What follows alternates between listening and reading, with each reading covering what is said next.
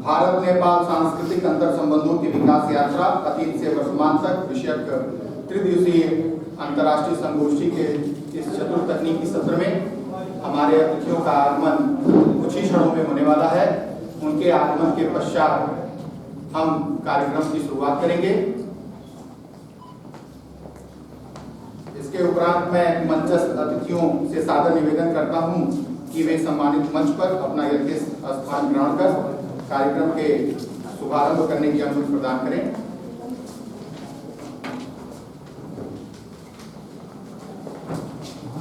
हाँ विनोद जी आइए। हाँ पद्मिजा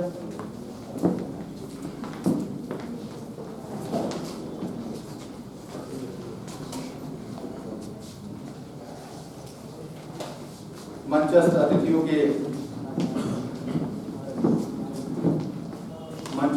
के आगमन के पश्चात कार्यक्रम का शुभारंभ कार्यक्रम के अध्यक्ष प्रोफेसर राजवंत राव सर की आज्ञा के अनुसार हो रही है। भारत नेपाल सांस्कृतिक अंतर संबंधों की विकास यात्रा अतीत से वर्तमान तक विषयक इस त्रिदिवसीय अंतर्राष्ट्रीय संगोष्ठी के चतुर्थ तकनीकी सत्र के अध्यक्ष के रूप में हम सभी के बीच परम श्रद्धेय परम आदरणीय प्रोफेसर राजवंत राव जी हम सबको मार्गदर्शित करने के लिए यहाँ उपस्थित हैं। संप्रति आप दीनदयाल उपाध्याय गोरखपुर विश्वविद्यालय गोरखपुर के प्राचीन इतिहास पुरातत्व एवं संस्कृति विभाग के पूर्व अध्यक्ष रहे हैं। वर्तमान में आप वरिष्ठ आचार्य के रूप में कार्यरत हैं।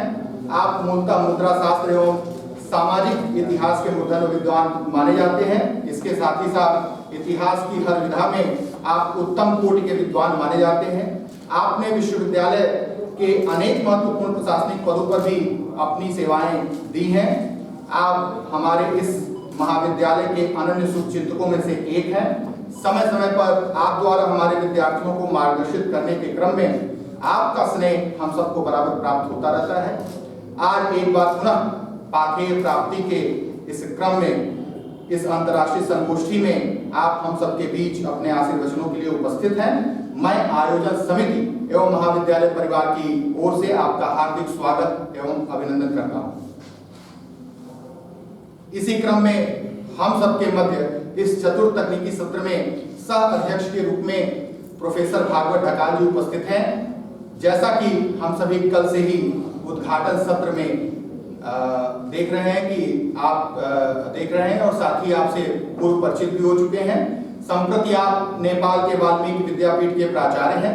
आप एक उच्च श्रेणी के प्राध्यापक समालोचक एवं लेखक हैं। आप संस्कृत भाषा एवं व्याकरण के मूर्धन्य विद्वान माने जाते हैं। आपके 3 दर्जन से अधिक शोध पत्र देश विदेश की प्रतिष्ठित पत्र पत्रिकाओं में प्रकाशित हो चुके हैं। आपकी 6 उच्च स्तरीय पुस्तकें अब तक प्रकाशित हैं। आप नेपाली भाषा एवं साहित्य के गहन अध्येता भी माने जाते हैं। मैं एक बार पुनः आपका महाविद्यालय प्रांगण में हार्दिक स्वागत एवं अभिनंदन करता हूं। इसी क्रम में हम सबके बीच विशेषज्ञ के रूप में डॉक्टर अविनाश प्रताप सिंह जी उपस्थित हैं। आप सहायक आचार्य कपिलवस्तु सिद्धार्थ विश्वविद्यालय सिद्धार्थनगर में कार्यरत हैं। इस महाविद्यालय में भी आपने राजनीति शास्त्र विभाग के अंतर्गत अपनी सेवाएं पूर्व में दी हैं। मैं आपका भी इस तकनीकी सत्र में हार्दिक स्वागत एवं अभिनंदन करता हूं। स्वागत के और परिचय के इस क्रम में हम सबके बीच विषय विशेषज्ञ के रूप में आदरणीय डॉक्टर पद्मजा सिंह जी भी उपस्थित हैं। आप दीनदयाल उपाध्याय गोरखपुर विश्वविद्यालय गोरखपुर के प्राचीन इतिहास पुरातत्व एवं संस्कृति विभाग में सहायक आचार्य के पद पर कार्यरत हैं। भारत एवं नेपाल के संबंधों पर आपका शोधपूर्ण कार्य है। आपने नेपाल में अनेक नाथपंथ से संबंधित तीर्थस्थलों का भ्रमण कर अनेक गुणवत्तापूर्ण शोध पत्र भी लिखे हैं। इस तकनीकी सत्र में महाविद्यालय परिवार की ओर से मैं आपका भी हार्दिक स्वागत एवं अभिनंदन करता हूं। इसी क्रम में इस तकनीकी सत्र के एक अन्य विषय विशेषज्ञ के रूप में डॉक्टर विनोद कुमार जी भी उपस्थित हैं। आप भी दीनदयाल उपाध्याय गोरखपुर विश्वविद्यालय गोरखपुर के प्राचीन इतिहास पुरातत्व एवं संस्कृत विभाग में सहायक आचार्य के रूप में कार्यरत हैं। मूल रूप से आपकी समस्त शिक्षा दीक्षा इसी गोरखपुर परिक्षेत्र में गोरखपुर विश्वविद्यालय के अंतर्गत हुई है। यहीं से आपने अपनी पीएचडी भी पूर्ण की है। मूलतः प्राचीन इतिहास के अंतर्गत आर्कियोलॉजी आपके पसंद का क्षेत्र है। इसके साथ ही इतिहास के सभी विधाओं में आपकी पकड़ है।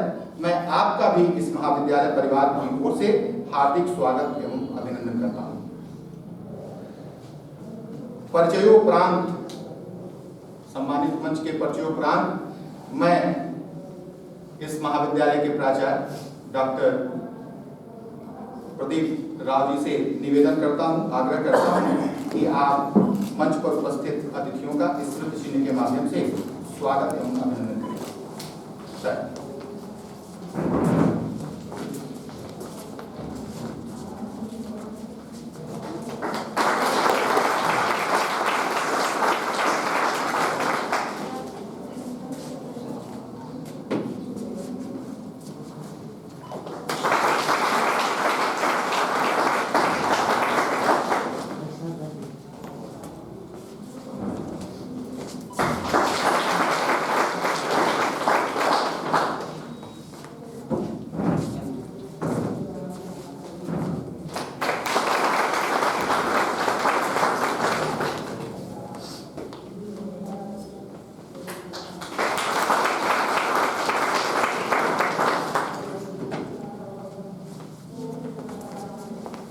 स्वागतोपरांत इस चतुर्थ तकनीकी सत्र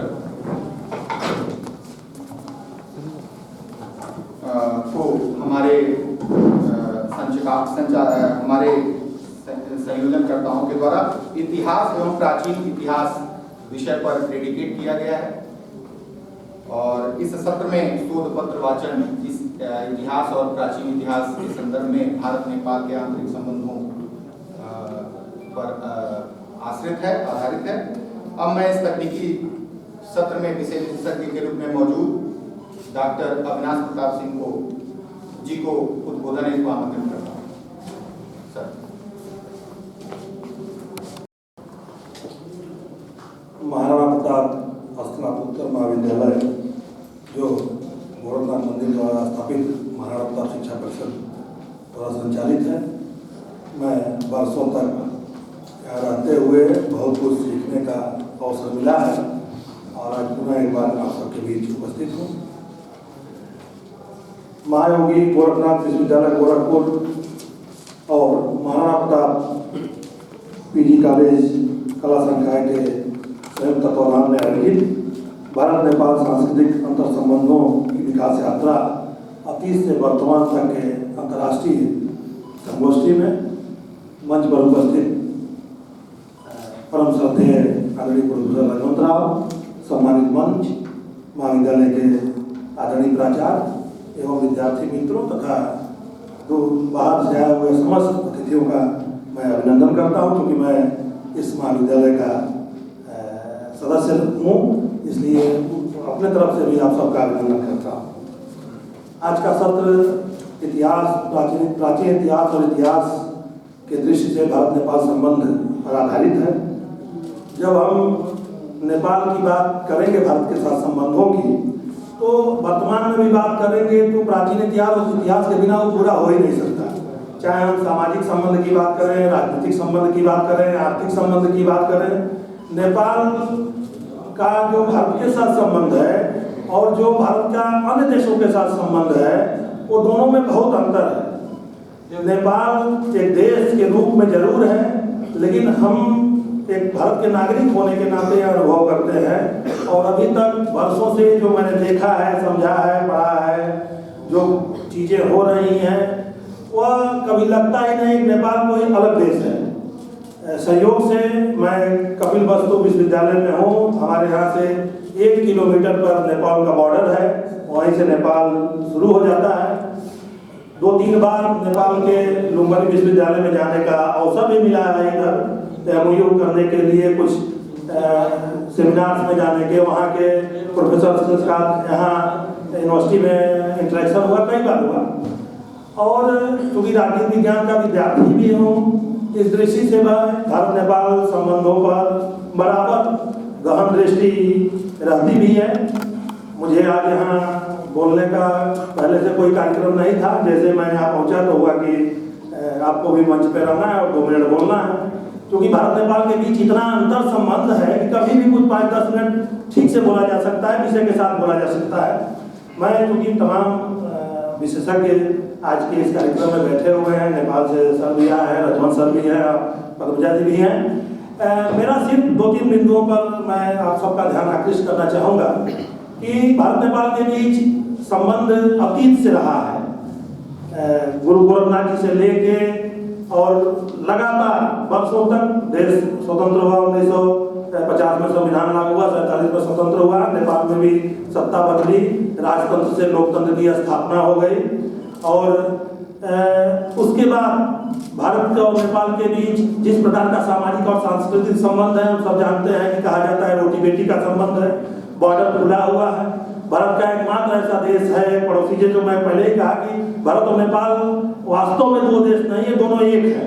हम नेपाल को भारत में, भारत को नेपाल के साथ एक करके देख सकते हैं, जोड़ सकते हैं। तो इतना अंतरंग संबंध किसी देश के साथ नहीं है। नेपाल के लोगों का भारत में लगातार आना, रहना, व्यापार करना, व्यवसाय करना, भारत के लोग नेपाल में जाते हैं, रिश्ते करते हैं, तमाम भारतीय नेपाल में जाकर रहते हैं, किसी तरह का वीजा वगैरह का कोई प्रॉब्लम नहीं है। सामाजिक रूप से बहुत मिले हैं, आध्यात्मिक और धार्मिक रूप से हम सब जानते हैं कि कितना आपस में इंटरेक्ट है भारत में।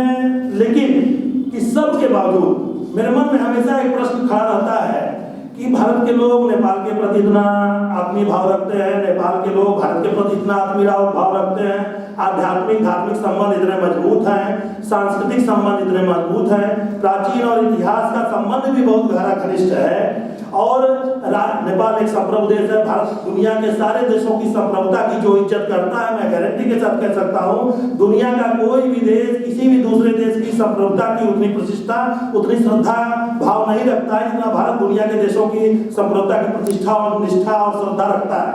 उसके बावजूद भी भारत नेपाल के बीच राजनीतिक रूप से या वहाँ के जो वर्तमान में इधर की कुछ माओवाद और तमाम चीजें हुई हैं, उसके बाद जो परिस्थितियां बदली हैं, और आप जानते हैं कि 2014 के बाद जब नई सरकार बनी, एनडीए की सरकार बनी, उसके बाद नेबर फर्स्ट पॉलिसी आई और उसमें नेबर फर्स्ट पॉलिसी में नेपाल फर्स्ट की अप्रोच के साथ प्रधानमंत्री का पहली विदेश यात्रा नेपाल होती है। नेपाल में भूकंप आता है, भारत सबसे पहले सहायता लेके पहुंचता है और अभी राम मंदिर की प्राण प्रतिष्ठा हुई है और जिस तरह से नेपाल में उसको लेकर उत्सव हुआ है, इस सब इतना घनिष्ठता के बावजूद संबंध में जो थोड़ी बहुत करवाहट रहती है, जो नहीं के बराबर होनी चाहिए, एकदम नहीं होनी चाहिए। और चाइना का प्रभाव भी हम देखते हैं, जिस तरह से नेपाल के बॉर्डर पे रोड बन रहे हैं चारों तरफ, चाइना उसमें अपनी भूमिका निभा रहा है। ये सब क्यों हो रहा है? अगर इतना इंटरेक्शन है, इतना अंतर संबंध है, इतना वर्षों पुराना रिश्ता हमारे बीच है, इतना सांस्कृतिक ऐतिहासिक रिश्ते हैं, तो समस्याएं कहाँ हैं? इस बिंदु को खोजना चाहिए। मुझे लगता है कि यह संगोष्ठी इसमें रास्ता देने के लिए, इसका मार्गदर्शन देने के लिए पाथेय साबित होगी। इसी के साथ मैं अपनी बात समाप्त करता हूँ। बहुत बहुत धन्यवाद।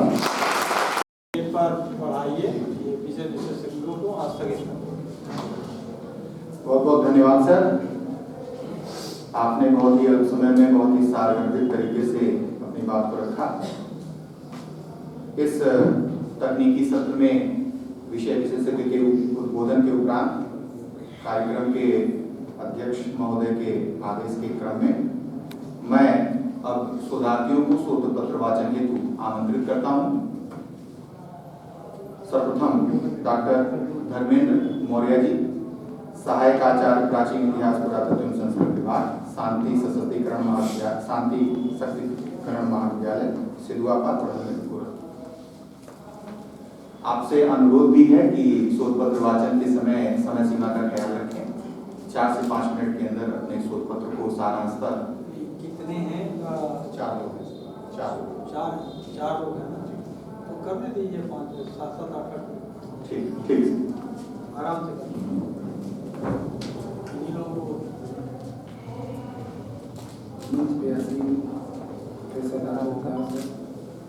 Doctor Vinod Kumar, doctor Prajwal ma'am, doctor Vishal Prasad Singh, doctor Raghunath Prasad Singh,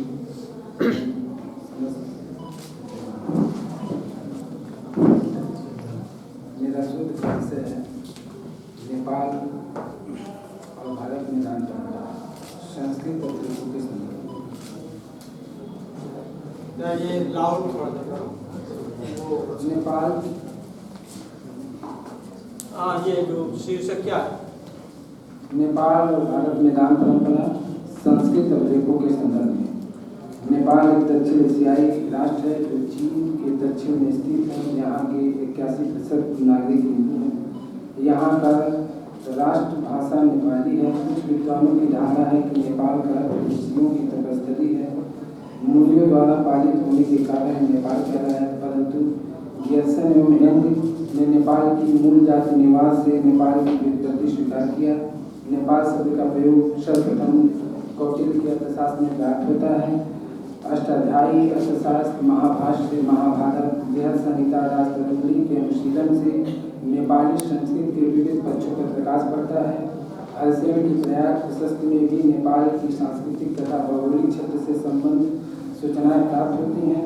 वज्र सूची आचार्य मध्य की प्रज्ञा पारमिता, आचार्य शांति देव, बोधिचर्यावतार, आचार्य चंद्रकीर्ति, महामयूरी, भिक्षु, जिन रक्षित कृत, सुभद्रावदान जैसे ग्रंथों के द्वारा भारत एवं नेपाल के ऐतिहासिक संबंधों की पर्याप्त सूचना प्राप्त होती है।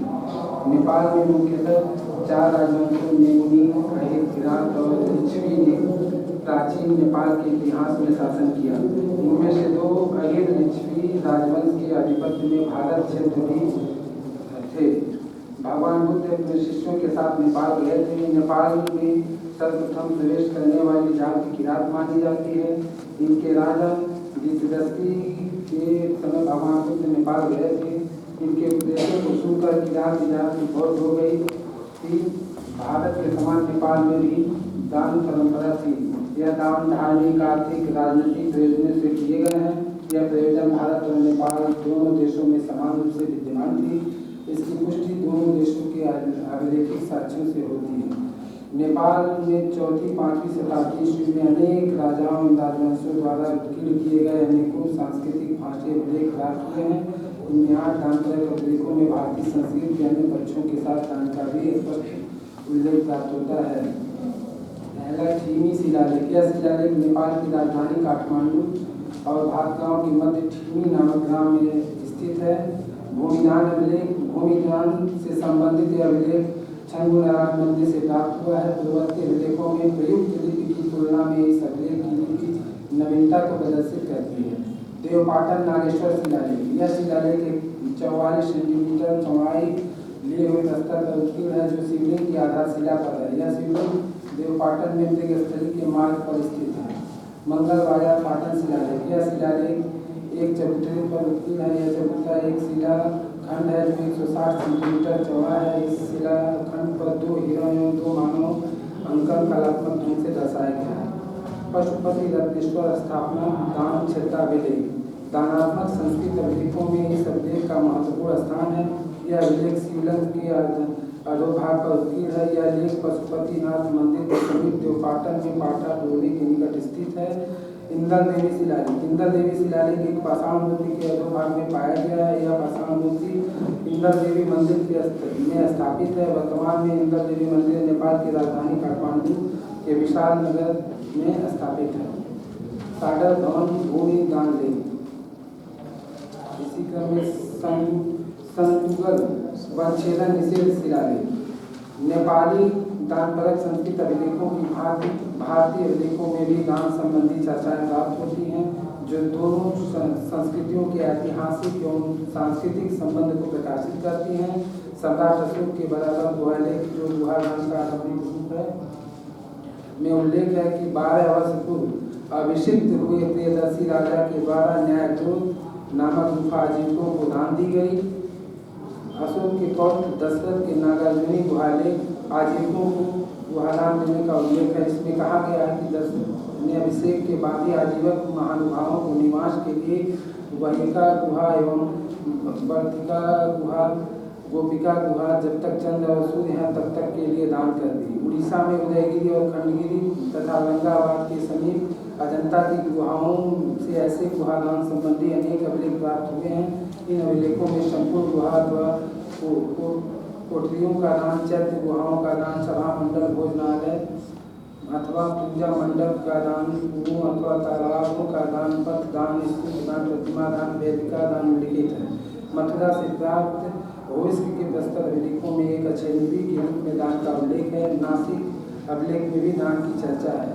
इस अभिलेख में 4 धर्मशाला, उद्यान, तालाब, कुएं, नावें, विश्राम गृह, पौधशालाएं आदि का निर्माण कराने व 300 सहस्त्र गायें, 16 ग्राम प्रतिवर्ष 100 ब्राह्मणों का भोजन तथा 32 सहस्त्र नारियल के मूल दान कराने का उल्लेख है।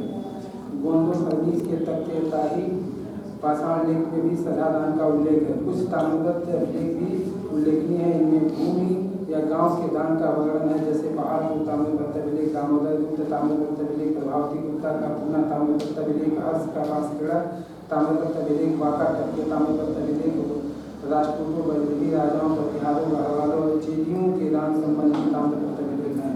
भारत नेपाल के राजनीतिक संबंधों के साथ धार्मिक संबंध में भी प्रगाढ़ता रही है, जिसके प्रत्यक्ष प्रमाण भारत का रामेश्वरम तथा नेपाल का पशुपतिनाथ मंदिर है।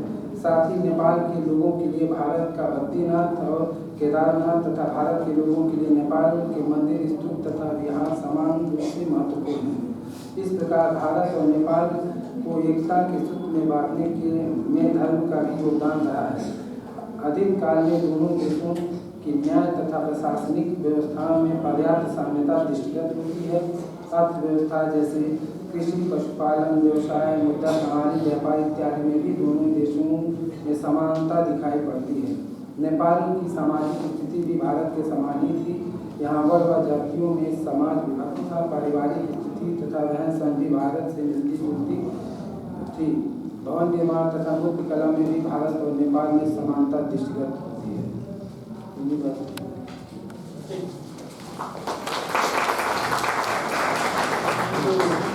बहुत बहुत धन्यवाद। आपने धार्मिक संबंधों के माध्यम से भारत और नेपाल के सांस्कृतिक संबंध पर प्रकाश डाला। इसी क्रम में शोध पत्र वाचन के क्रम में अब मैं डॉक्टर कुंवर रणंजय सिंह कनिष्ठ शोध अध्येता महायोगी गोरक्षनाथ गुरु गोरक्षनाथ शोधपीठ गोरखपुर को आमंत्रित करता हूँ।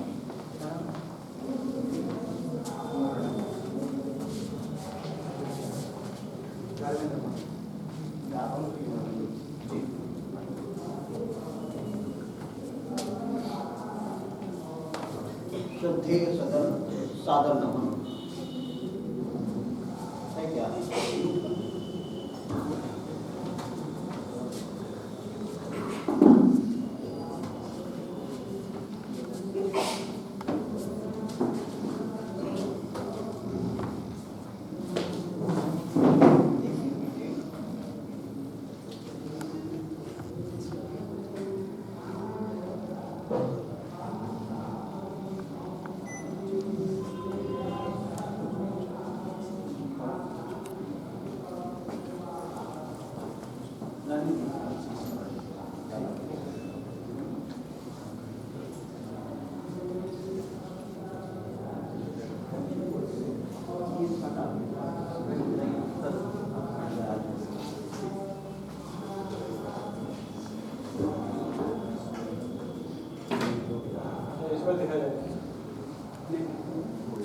ऐसे कंफर्टेबल। हाँ, वो उसको दिखा दीजिए लोगों के लिए।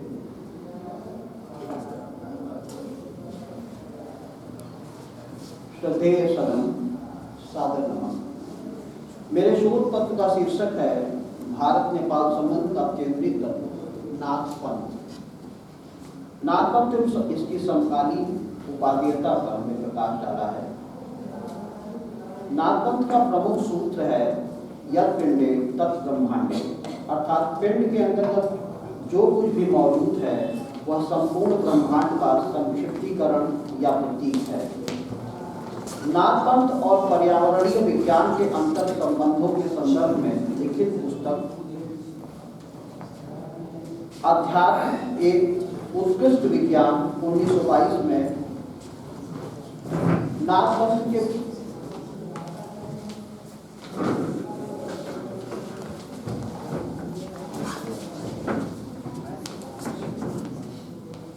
चलिए आप कंटिन्यू, प्लीज कंटिन्यू। नागपंथ के प्रसिद्ध विद्वान प्रोफेसर डी.के. सिंह ने वैदिक विज्ञान पर कार्य करने वाले हार्वर्ड विश्वविद्यालय के मेडिकल हेल्थ सेंटर के डायरेक्टर एवं वर्तमान में महर्षि विश्वविद्यालय के कुलाधिपति प्रोफेसर टोनी नागरकर की पुस्तक वेद एवं ह्यूमन फिजियोलॉजी के संदर्भ में किए गए अपने अध्ययन में इस तथ्य को बखूबी प्रमाणित किया है। प्रोफेसर सिंह ने बताया है कि टेलीपैथी सिद्धि और चमत्कारी प्रयोग मानसगत चेतन स्वरूप के पंचम स्तर स्पिरिचुअल बॉडी में ही विकसित होते हैं। ऋषि तपस्वी संत योगी जनों में छठा शरीर कॉस्मिक बॉडी विकसित होता है। ऐसे व्यक्तियों की मन स्थिति एवं अंतःकरण देवताओं जैसा विकसित होता है और सर्वत्र विराट की ही अनुभूति होती है। ब्रह्म शरीर के विकसित होने पर स्थूल शरीर संबंधित सभी प्रारंभिक आसक्तियां समाप्त हो जाती हैं। इस स्थिति को वेदांत में तत्त्वमसि सच्चिदानंद शिवोहम कहा गया है। चौथे, पांचवें, छठे और सातवें आयामों के विकसित होने पर साधक को सर्वत्र एक ही आत्मा की अनुभूति होने लगती है। हठ योग का तात्पर्य हकार, सूर्य, थकार, चंद्र के ऐक्य से है। हठ योग ग्रंथों में ईड़ा और पिंगला नाड़ियों में प्रवाहित होने वाले स्वरों को सूर्य और चंद्र कहा जाता है। इन दोनों का योग ही हठ योग है। हठ योग का संबंध ऐसे योग से है जिसके संधान से इन दोनों प्राणिक शक्तियों के बीच संतुलित स्थापित होता है। हठ योग में इष्ट के रूप में ज्योति का ध्यान किया जाता है। शरीर की प्राण शक्ति को साधने और उसके उत्तरोत्तर विकास के लिए 7 प्रकार के साधन निम्नलिखित हैं। हठ कर्म, आसन, मुद्रा, प्रत्याहार, प्राणायाम, ध्यान, समाधि। हठ कर्म के अंतर्गत 6 विभाग हैं: ध्योति, वस्ति, निवृत्ति, त्राटक, नौली, कपालभाति। नाथ मत की साधना का लक्ष्य है मुक्ति। यह मुक्ति कुंडलिनी जागरण के द्वारा प्राप्त होती है। नाथ संप्रदाय के योगियों को उनकी वेशभूषा विशेष से अनायास ही लोग पहचान सकते हैं। नाथ संप्रदाय के योगी मेखला, श्रृंगी, सेली, गुदरी, खप्पर, कर, मुद्रा, बंधवर, झोला आदि धारण करते हैं। जटा, मुद्रा, माला एवं सुमिरनी, जनेऊ, मेखला, सिंगी, श्रृंगी, गंधारी, अधारी, कंठा, त्रिपुंड, सोटा, खप्पर, सेली, झोला या झोली, किंगरी, मृगचर्म, भस्म का स्नान आदि।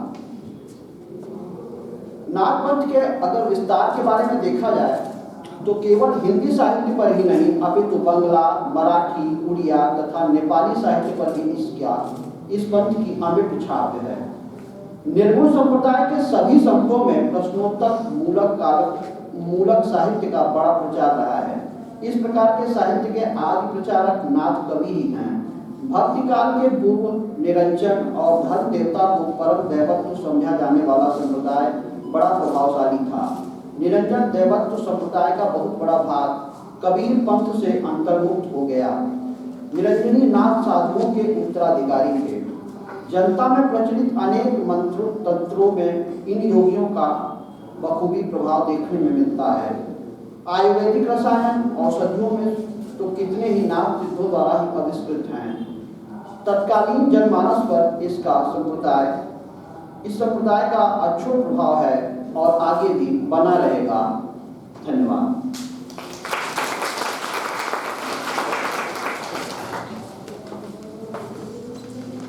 धन्यवाद।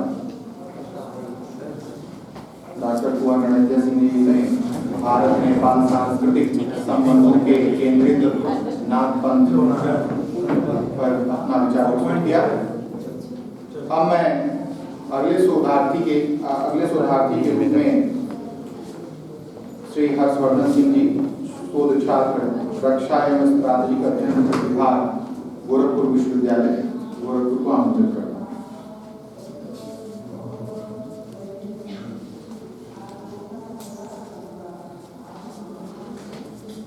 ओम गुरु गोरक्षनाथाय नमो नमः।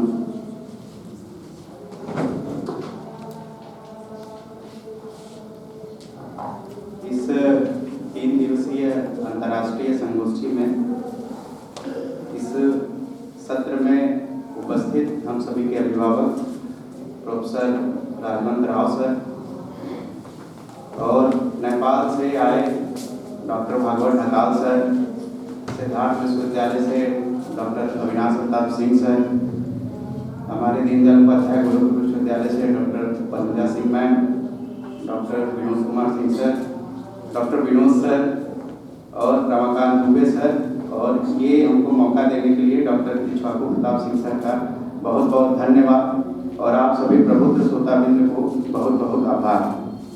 मेरा जो शोध पत्र का शीर्षक है वो है भारत नेपाल संबंध एवं नाथपंथ। मैं यहाँ इस शोध पत्र को प्रस्तुत कर रहा हूँ, इससे पहले मैं ये बता देना चाहता हूँ कि जिससे पढ़ के ये विषय मैं थोड़ा बहुत समझा हूँ वो भी हम सभी के मध्य उपस्थित हैं डॉक्टर पद्मजा सिंह मैम। इन्हीं के शोध पत्रों को पढ़ के मैं इस विषय को समझ पाया हूँ और यहाँ पे इस सामरिकी के रूप में इसको प्रस्तुत करने का प्रयास कर रहा हूँ।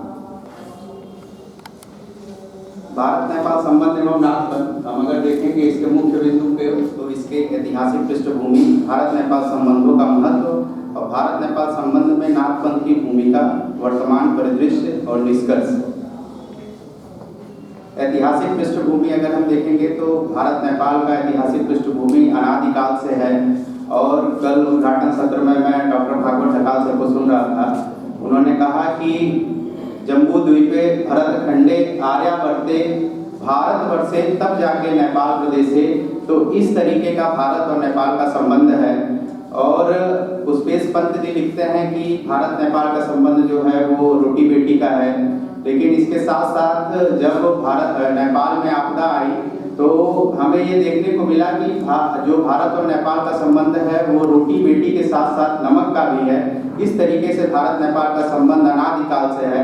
भारत नेपाल दोनों एक ही हैं, इसके रीति रिवाज एक है, संस्कृति एक है, पहनावा एक है और इसके जो भाषा है चाहे वो नेपाली हो चाहे वो हिंदी हो, वो दोनों ही संस्कृत भाषा के अपभ्रंश से होके निकले हुए हैं। तो इस तरीके का हम दोनों लोगों में संबंध है, दोनों एक दूसरे में गुथे हैं बुने हैं, इस तरीके का भारत नेपाल का संबंध है। अगर हम भारत नेपाल संबंध के महत्व को देखेंगे तो हम इस वैन आरेख से देख सकते हैं कि किस तरीके से भारत नेपाल का जो संबंध है वो दर्शाता है। हम यहाँ पे सामरिक सुरक्षा की बात करें, चाहे राष्ट्रीय एकता और अखंडता की बात करें, चाहे सांस्कृतिक संबंध की बात करें, सभी रूपों में जो भारत नेपाल का संबंध है इस वैन आरेख से हम लोग देख सकते हैं कि किस तरीके से हम लोग एक सहोदर हैं। हमारी जो भी जितनी भी हमारी एक दूसरे में तारतम्यता है वो मिलती है, हम इस वैन आरेख के समझ से हम महसूस कर सकते हैं। अभी आज के समय में हम भारत नेपाल संबंधों का महत्व देखेंगे तो हमारे लिए नेपाल एक बफर स्टेट के रूप में है, जो हमारी लगभग 1800 किलोमीटर की जो खुली सीमा है वो एक दूसरे को जोड़ती है, जिससे हमारे भारत के 5 प्रदेश उससे मिलते हैं। और अगर हम नेपाल के ऊपरी हिमालयी भाग को देखेंगे तो वहाँ पे हम देखेंगे कि जो चीन है वो चीन एकदम नेपाल के निकट आ गया है। तो इस नाते ये हमारे लिए सामरिक रूप से बहुत ही महत्वपूर्ण है। अगर हम भारत नेपाल संबंध में नाथपंथ की भूमिका को देखेंगे तो ब्रह्मलीन महंत अवैधनाथ जी महाराज ने कहा है कि अगर भारत और नेपाल का संबंध अनादिकाल से है तो इसको हमको आगे लेके चलना होगा और नेपाल हमारा पड़ोसी है तो वो हमेशा हमारा पड़ोसी रहेगा, चाहे वो सांस्कृतिक रूप से हो, राजनीतिक रूप से हो और सभी आयामों में हमारा पड़ोसी है। तो हमारे छोटे भाई की तरह है, उसे हमेशा हमारी मदद करनी होगी। इस तरीके का भारत नेपाल के संबंध में ये नाथपंथ की भूमिका है। ये सबसे महत्वपूर्ण जो है ये हम देखेंगे कि नेपाल में मृगस्थली नामक स्थान है। ये जो स्थान है यहाँ पे मत्स्यनाथ जी ने वहाँ पे रह के और वहाँ पे तपस्या की थी और ये जो हमारे वहाँ मकर संक्रांति का उत्सव होता है उस उत्सव में जो पहली खिचड़ी चलती है वो भी अभी भी जो राजशाही परिवार है नेपाल का, वहाँ की जो पहली खिचड़ी होती है वो यहाँ पे चढ़ती है। तो इस तरीके का गोरखनाथ मंदिर से और नाथपंथ से और श्री गोरक्ष पीठ से नेपाल का संबंध है। और एक श्री गोरक्ष पीठ का ही ऐसा एक सांस्कृतिक संबंध है जो भारत और नेपाल यानी संपूर्ण भारत को नेपाल के साथ एक घनिष्ठ रूप में जोड़ती है। ये भारत नेपाल संबंध की भूमिका है।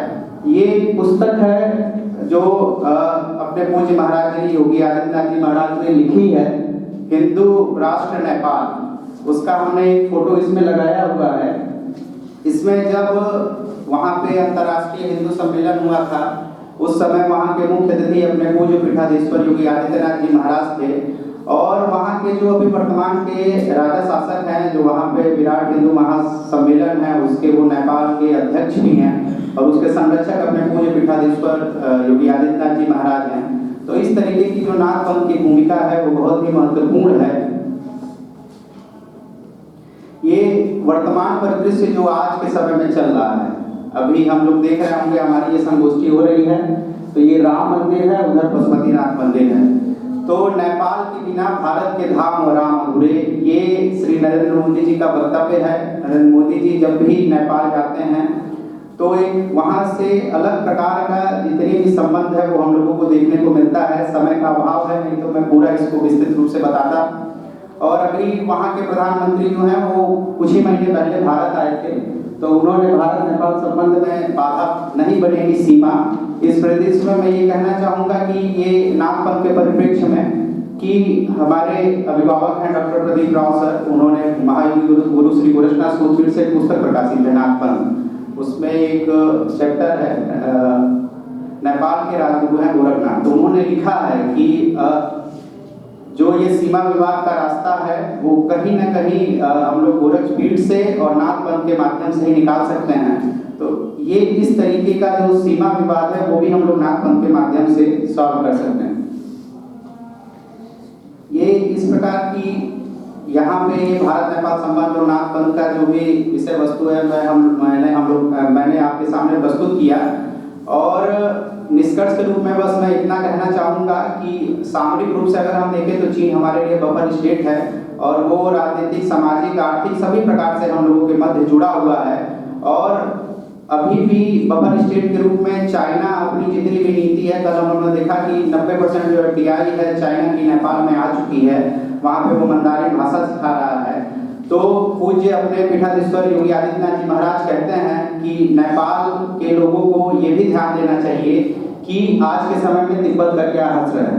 तो इस नाते नेपाल के जो लोग हैं, आरबी भागवत ढकाल सर हम लोग के मध्य बैठे हैं, वो एक बड़े भाई की तरह और एक मित्र की तरह भारत के साथ खड़ा है। और इसी उद्देश्य के साथ हम लोग ये जो लोकतंत्र स्थापित हुई है उसमें भारत के लोग अपने सहयोग दे रहे हैं। और इस आज के समय में नाथ पंथ और अपना ये श्री गोरक्षपीठ है वो इसमें महत्वपूर्ण भूमिका अदा कर सकती है।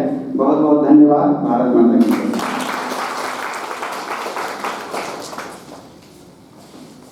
बहुत बहुत धन्यवाद। आपने बहुत कम समय लेकर बहुत अच्छे से भारत नेपाल के संबंधों पर चर्चा की, अपने शोध पत्र का वाचन किया। शोध पत्र वाचन के उपरांत अब मैं इस तकनीकी सत्र की विषय विशेषज्ञ डॉक्टर पद्मजा सिंह जी से अनुरोध करता हूं कि वे अपना उद्बोधन ये देने का निश्चय। 4 लोगों का पाया सर एक लोग आए मैं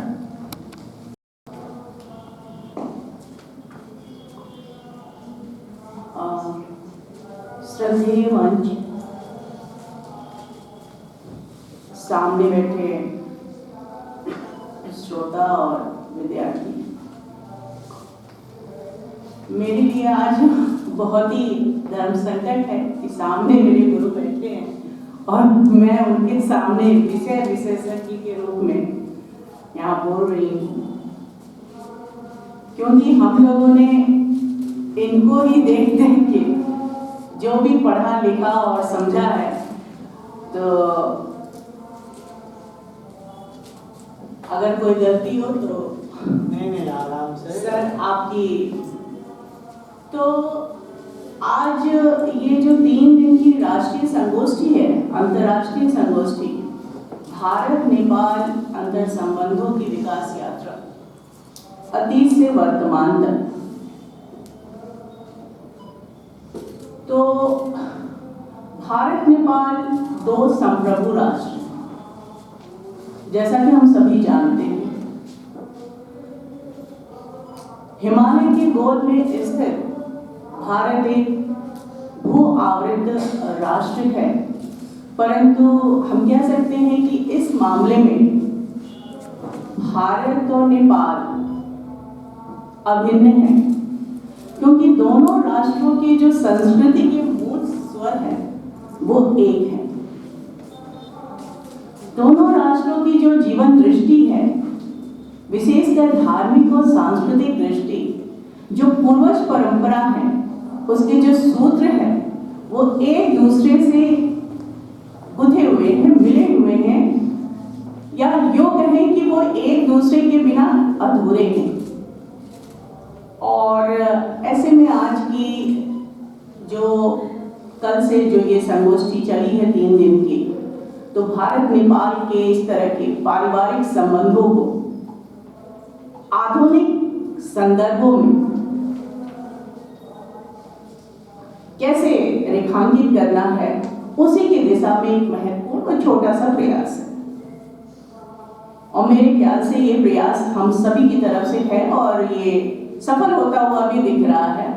जिस तरह से सत्र चल रहे हैं और उसमें लोग अपनी बात कह रहे हैं, शोधार्थियों ने भी अपना शोध पत्र प्रस्तुत किया और तमाम चीजों पर अपना प्रकाश किया। तो भारत नेपाल 2 संप्रभु राष्ट्र हैं, लेकिन संप्रभु राष्ट्र होते हुए भी प्राकृतिक रूप से और सांस्कृतिक दृष्टि से हम उस मजबूत डोर से बंधे हुए हैं जो अटूट है, जिसको तोड़ा नहीं जा सकता। सामरिक दृष्टि से दोनों एक दूसरे के पूरक हैं, एक दूसरे के बिना अधूरे हैं।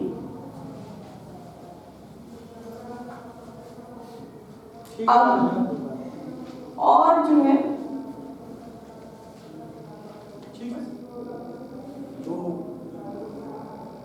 नागपन को थोड़ा बहुत नागपन, हाँ, तो इसकी एक मजबूत कड़ी जो है वो थोड़ा सा इतिहास में मैं ले जाना चाहूंगी, थोड़ा सा कि हम देख रहे हैं कि 1500 ईसा पूर्व के अगर हम देखें कि जो सत्ताओं के जो राजनीतिक लाभ हानि का जो गणित है उसको अगर हम छोड़ दें तो इनके जनता के बीच में जो संबंध है वो पारिवारिक संबंध जैसे है।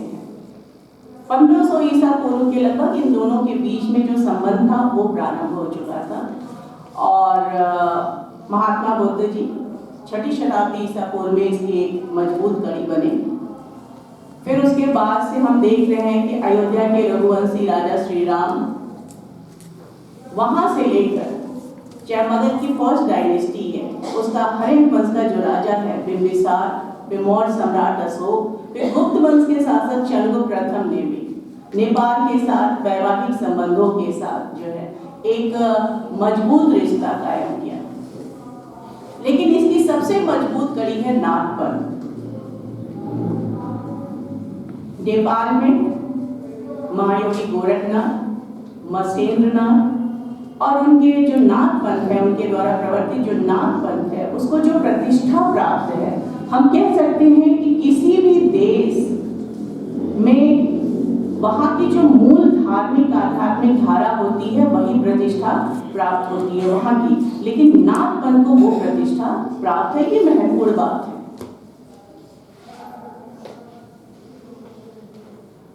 एक सबसे महत्वपूर्ण बात है कि 2006 के पूर्व तक वहां का जो राजशाही परिवार था, राजवंश था, उसके द्वारा जो प्रवर्तित मुद्रा थी उसमें गोरखनाथ जी की चरण पादुका का अंकन है, उसमें श्री श्री गोरक्षनाथाय का अंकन है। तो इस बात का एक महत्वपूर्ण सूचक है कि नेपाल में नेपाल के जनजीवन पर नाथ पंथ का क्या प्रभाव है, गोरखनाथ जी की क्या महत्ता है। तो हम कह सकते हैं कि भक्ति और आस्था के आगे देश या राज्य की सीमाओं का कोई मतलब, सीमाओं के बंटवारे का कोई मतलब नहीं रह जाता है। तो हम दर्शन की बात नहीं करेंगे, हम सामान्य जन की बात करेंगे कि नेपाली जनता किस तरह गहरे रूप से जो है भारतीय जनमानस के साथ और नाथ पंथ के साथ जुड़ी हुई है। जैसा कि अभी हर्षवर्धन सिंह ने भी इस बात का उल्लेख किया है कि यहाँ का जो गोरखनाथ का जो पीठ है, श्री गोरखनाथ मंदिर, वहाँ पर पर्वों के अवसर पे, किसी भी त्योहार पर्व के अवसर पे, मकर संक्रांति के अवसर पर नेपाली जनजीवन का आना, खिचड़ी चढ़ाना, वहाँ के राजशाही परिवार का खिचड़ी, ये सभी कुछ बहुत ही। तो इसके साथ ही अध्यक्ष जी की अनुमति से मैं अपनी बात यहीं को समाप्त करती हूँ और आगे भारत नेपाल अपने संबंधों को और प्रगाढ़ करें और इसके लिए न केवल राजनयिक प्रयास तो करने ही होंगे, सामाजिक सांस्कृतिक संबंधों की इस डोर को बनाए रखना होगा।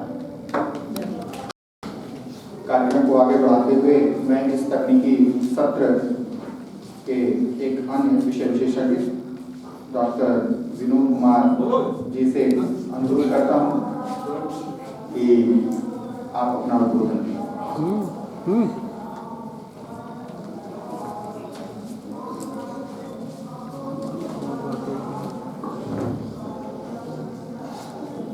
गुरु गोविंद दो खड़े काके लागों का है, बलिहारी गुरु आपने गोविंद जो होता है। तो मेरे समझ भी वही जुड़ता है जो मैंने समझ की। हमारे गुरुवर प्रोफेसर राजवंत राव सर राजमंच पे बैठे हैं, और मेरा महायोगी गोरखनाथ विश्वविद्यालय गोरखपुर एवं महाराणा प्रताप महाविद्यालय जंगल के संयुक्त तत्वाधान में आयोजित भारत नेपाल सांस्कृतिक अंतर संबंधों की विकास यात्रा अतीत से वर्तमान तक विषय पर आयोजित 3 दिवसीय अंतर्राष्ट्रीय संगोष्ठी के चतुर्थ तकनीकी सत्र में विषय विशेषज्ञ के रूप में आमंत्रित करने के लिए मैं आयोजन समिति का धन्यवाद देता हूँ। आज इस मंच पे वही दुविधा है जो मैम की थी कि सर मंच पे हैं और हम लोग विषय विशेषज्ञ के रूप में आपके सामने हैं। बड़ा कठिन है बोलना आपके सामने, लेकिन क्षमा के साथ हम प्रार्थी हूँ कि कुछ भी गलती हो तो सर उसके लिए क्षमा करेंगे। बात भारत नेपाल के अंदर संबंधों की है और मैं मूल रूप से विद्यार्थी पुरातत्व और प्राचीन इतिहास मैं बात वहीं से शुरू करूंगा, प्रागैतिहास से ही। वर्ष 1978 में अमेरिकी और नेपाली पुरातत्वविदों का एक अभियान प्रारंभ होता है नेपाल में संयुक्त रूप से। वो मूल रूप से पुरातत्व के चीजों को खोजने का कार्य करते हैं और इसी क्रम में नेपाल के पश्चिमी नेपाल के शिवालिक नदी में प्राचीन मानव के ऊपरी बाईं दांत की हड्डी प्राप्त होती है, जिसको इसके प्राप्त होने से नेपाल राष्ट्र एक ऐसे देश के रूप में सामने आता है जहाँ पे मानव या मानव संप्राणी लगभग 11 लाख वर्ष पहले वहाँ पे उपस्थित थे। ये बड़ा महत्वपूर्ण है कि जब नेपाल में 11 लाख साल पहले मानव संप्राणी थे और नेपाल और प्रथम मानव का जो उद्भव होता है वो कहाँ होता है? अफ्रीका। अफ्रीका से चलता हुआ मानव भारत होते हुए नेपाल तक पहुंच जाता है, यानी कहीं न कहीं वो भारतीय चीजों को, भारतीय व्यवस्थाओं को, भारतीय चीजों को लेके ही आगे बढ़ता है, चाहे वो उस समय प्राकृतिक व्यवस्थाएं हों, प्राकृतिक वस्तुएं हों, उनको लेके ही आगे बढ़ता है। इस प्रकार ये होमोनिड जो प्राप्त होता है उसकी जो डेटिंग होती है वो मूल रूप से पैलियो चुंबकीय डेटिंग में से निकाली गई है और इस मानव संप्राणी का नाम रखा गया वही हमारे और आपके रामार्पित, यानी उस जो मानव संप्राणी का नाम था उसका नाम रामार्पित रखा गया। और इस प्रकार प्राचीन मानव के प्राचीनतम प्रमाण में ये दूसरा सबसे प्राचीन प्रमाण पूरी दुनिया में मिला हुआ। प्रस्तर उपकरण बनाने वाले लोग नारायणी की सहायक डांग नदी, जिसको हम लोग गंडक नदी कहते हैं, तट पर मौजूद थे। डांग देवपुरी घाटी में कुछ पुरापाषाणिक उपकरण प्राप्त हुए हैं। जर्मन पुराविदों द्वारा डांग और देवपुरी घाटियों में 9 पाषाणिक उपकरण भी प्राप्त किए हैं। दुर्लभ स्तनधारियों के जीवाश्म भी प्राप्त हुए हैं और समुद्री जीवों के अवशेष भी इन शिवालिक क्षेत्रों में और डांग और देवरी घाटी में प्राप्त हुए। ये पाषाणिक उपकरण भारत में पाए गए, विशेषकर सोन घाटी में पाए गए उपकरणों, चाहे वो स्क्रैपर हो, हैंड एक्स हो, फ्लैट्स हो, माइक्रोलिस में पॉइंट और ब्लेड हो तथा नौ पाषाणिक उपकरण पालीदार हो, उनके समान ही हैं। यानी जो नेपाल में पाषाणिक उपकरण पाए जा रहे हैं और जो भारत में पाषाणिक उपकरण पाए जा रहे हैं उसमें कहीं बहुत हद तक समानता है। इससे यह निष्कर्ष हम निकाल सकते हैं कि नेपाल और भारत प्राचीन समय में या प्रागैतिहासिक काल में भी कहीं न कहीं एक दूसरे से तकनीकी रूप से जुड़े हुए थे। प्राकृतिक जुड़ाव तो उनका था ही था, भौगोलिक जुड़ाव तो था ही था, लेकिन ये तकनीक भी उनके साथ जुड़ी हुई थी। नेपाल के चोखा पानी गुफा में ताम्र पाषाण काल के तांबे के मानव रूप और अन्य वस्तुएं मिली हुई। अब हम बात करते हैं ऐतिहासिक काल के कुछ तथ्यों की। मेरा प्रागैतिहासिक काल खत्म हुआ। ऐतिहासिक काल में हम देखेंगे कि राम, जो हमारे पूजनीय राम, भगवान राम, हमारे लिए केवल एक बार अधिकार का माध्यम है, वो हमारे भगवान। नेपाल में तो उनके ऊपर दो अधिकार हैं, एक तो वो उनके भगवान हैं, दूसरे उनके जमादार। तो हमसे ज्यादा अधिकार तो नेपाल का। जब उनके दिल में भी राम है, हमारे दिल में भी राम है, तो किस आधार पर हम कह सकते हैं कि हमारे बीच अंतर संबंध नहीं है या हमारे बीच कुछ मनमुटाव चल रहा है? अरे भाई हैं, कुछ बातों के लिए लड़ लेते हैं, फिर एक साथ आ जाते हैं।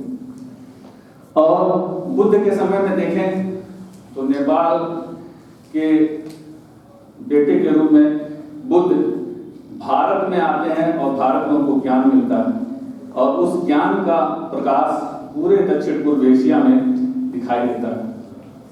तो ये संबंध हमारा सांस्कृतिक संबंध है। सीमाओं में इसको हम नहीं बांट सकते। हमारा संबंध हवा और पानी का, हमारी हवाएं वहां तक जाती है, उनका पानी हमारे देश में आता है, तो इसको हम बांट नहीं सकते। कुछ बातें जरूर समय के अनुसार आती रहती हैं, तो आती रहती हैं तो चली जाती हैं, लेकिन कभी हमारे दिलों में बंटवारा तो हुआ ही नहीं, कभी हम अलग थे ही नहीं।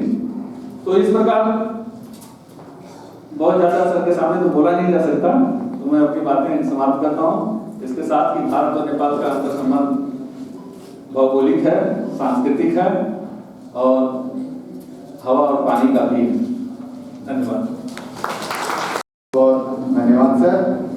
जहाँ साहित्य मौन होता है, पुरातत्व का कार्य वहीं से प्रारंभ होता है। सर ने अपने विषय विशेषज्ञ उद्बोधन में बहुत अच्छे तरीके से भारत और नेपाल के प्रागैतिहासिक संदर्भों के साथ साथ ऐतिहासिक संदर्भों को भी आपके सामने रखा। इसलिए मैं उनका आभार व्यक्त करता हूँ। कार्यक्रम को आगे बढ़ाते हुए अब मैं कार्यक्रम के सह अध्यक्ष प्रोफेसर भागवत ढकाल जी से अनुरोध करता हूँ कि आप अपना उद्बोधन देने का रखें।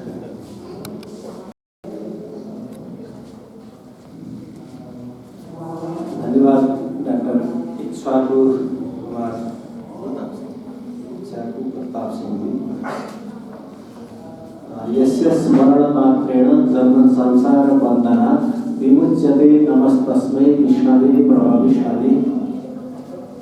इस सभा के अध्यक्ष जी एवं आज के कार्यक्रम के लिए इतिहास विज्ञ professor Rajwant Rao sir, Padmaja madam, Vinod Kumar ji विषय विशेषज्ञ के रूप में, रमाकांत द्विवेदी और शोध पत्र प्रस्तुता एवं विद्यार्थी एवं अन्य संपूर्ण व्यक्तित्व में सादर नमन करता हूँ। नेपाल की तरफ से, मेरी तरफ से, मेरे विद्यार्थी की तरफ से।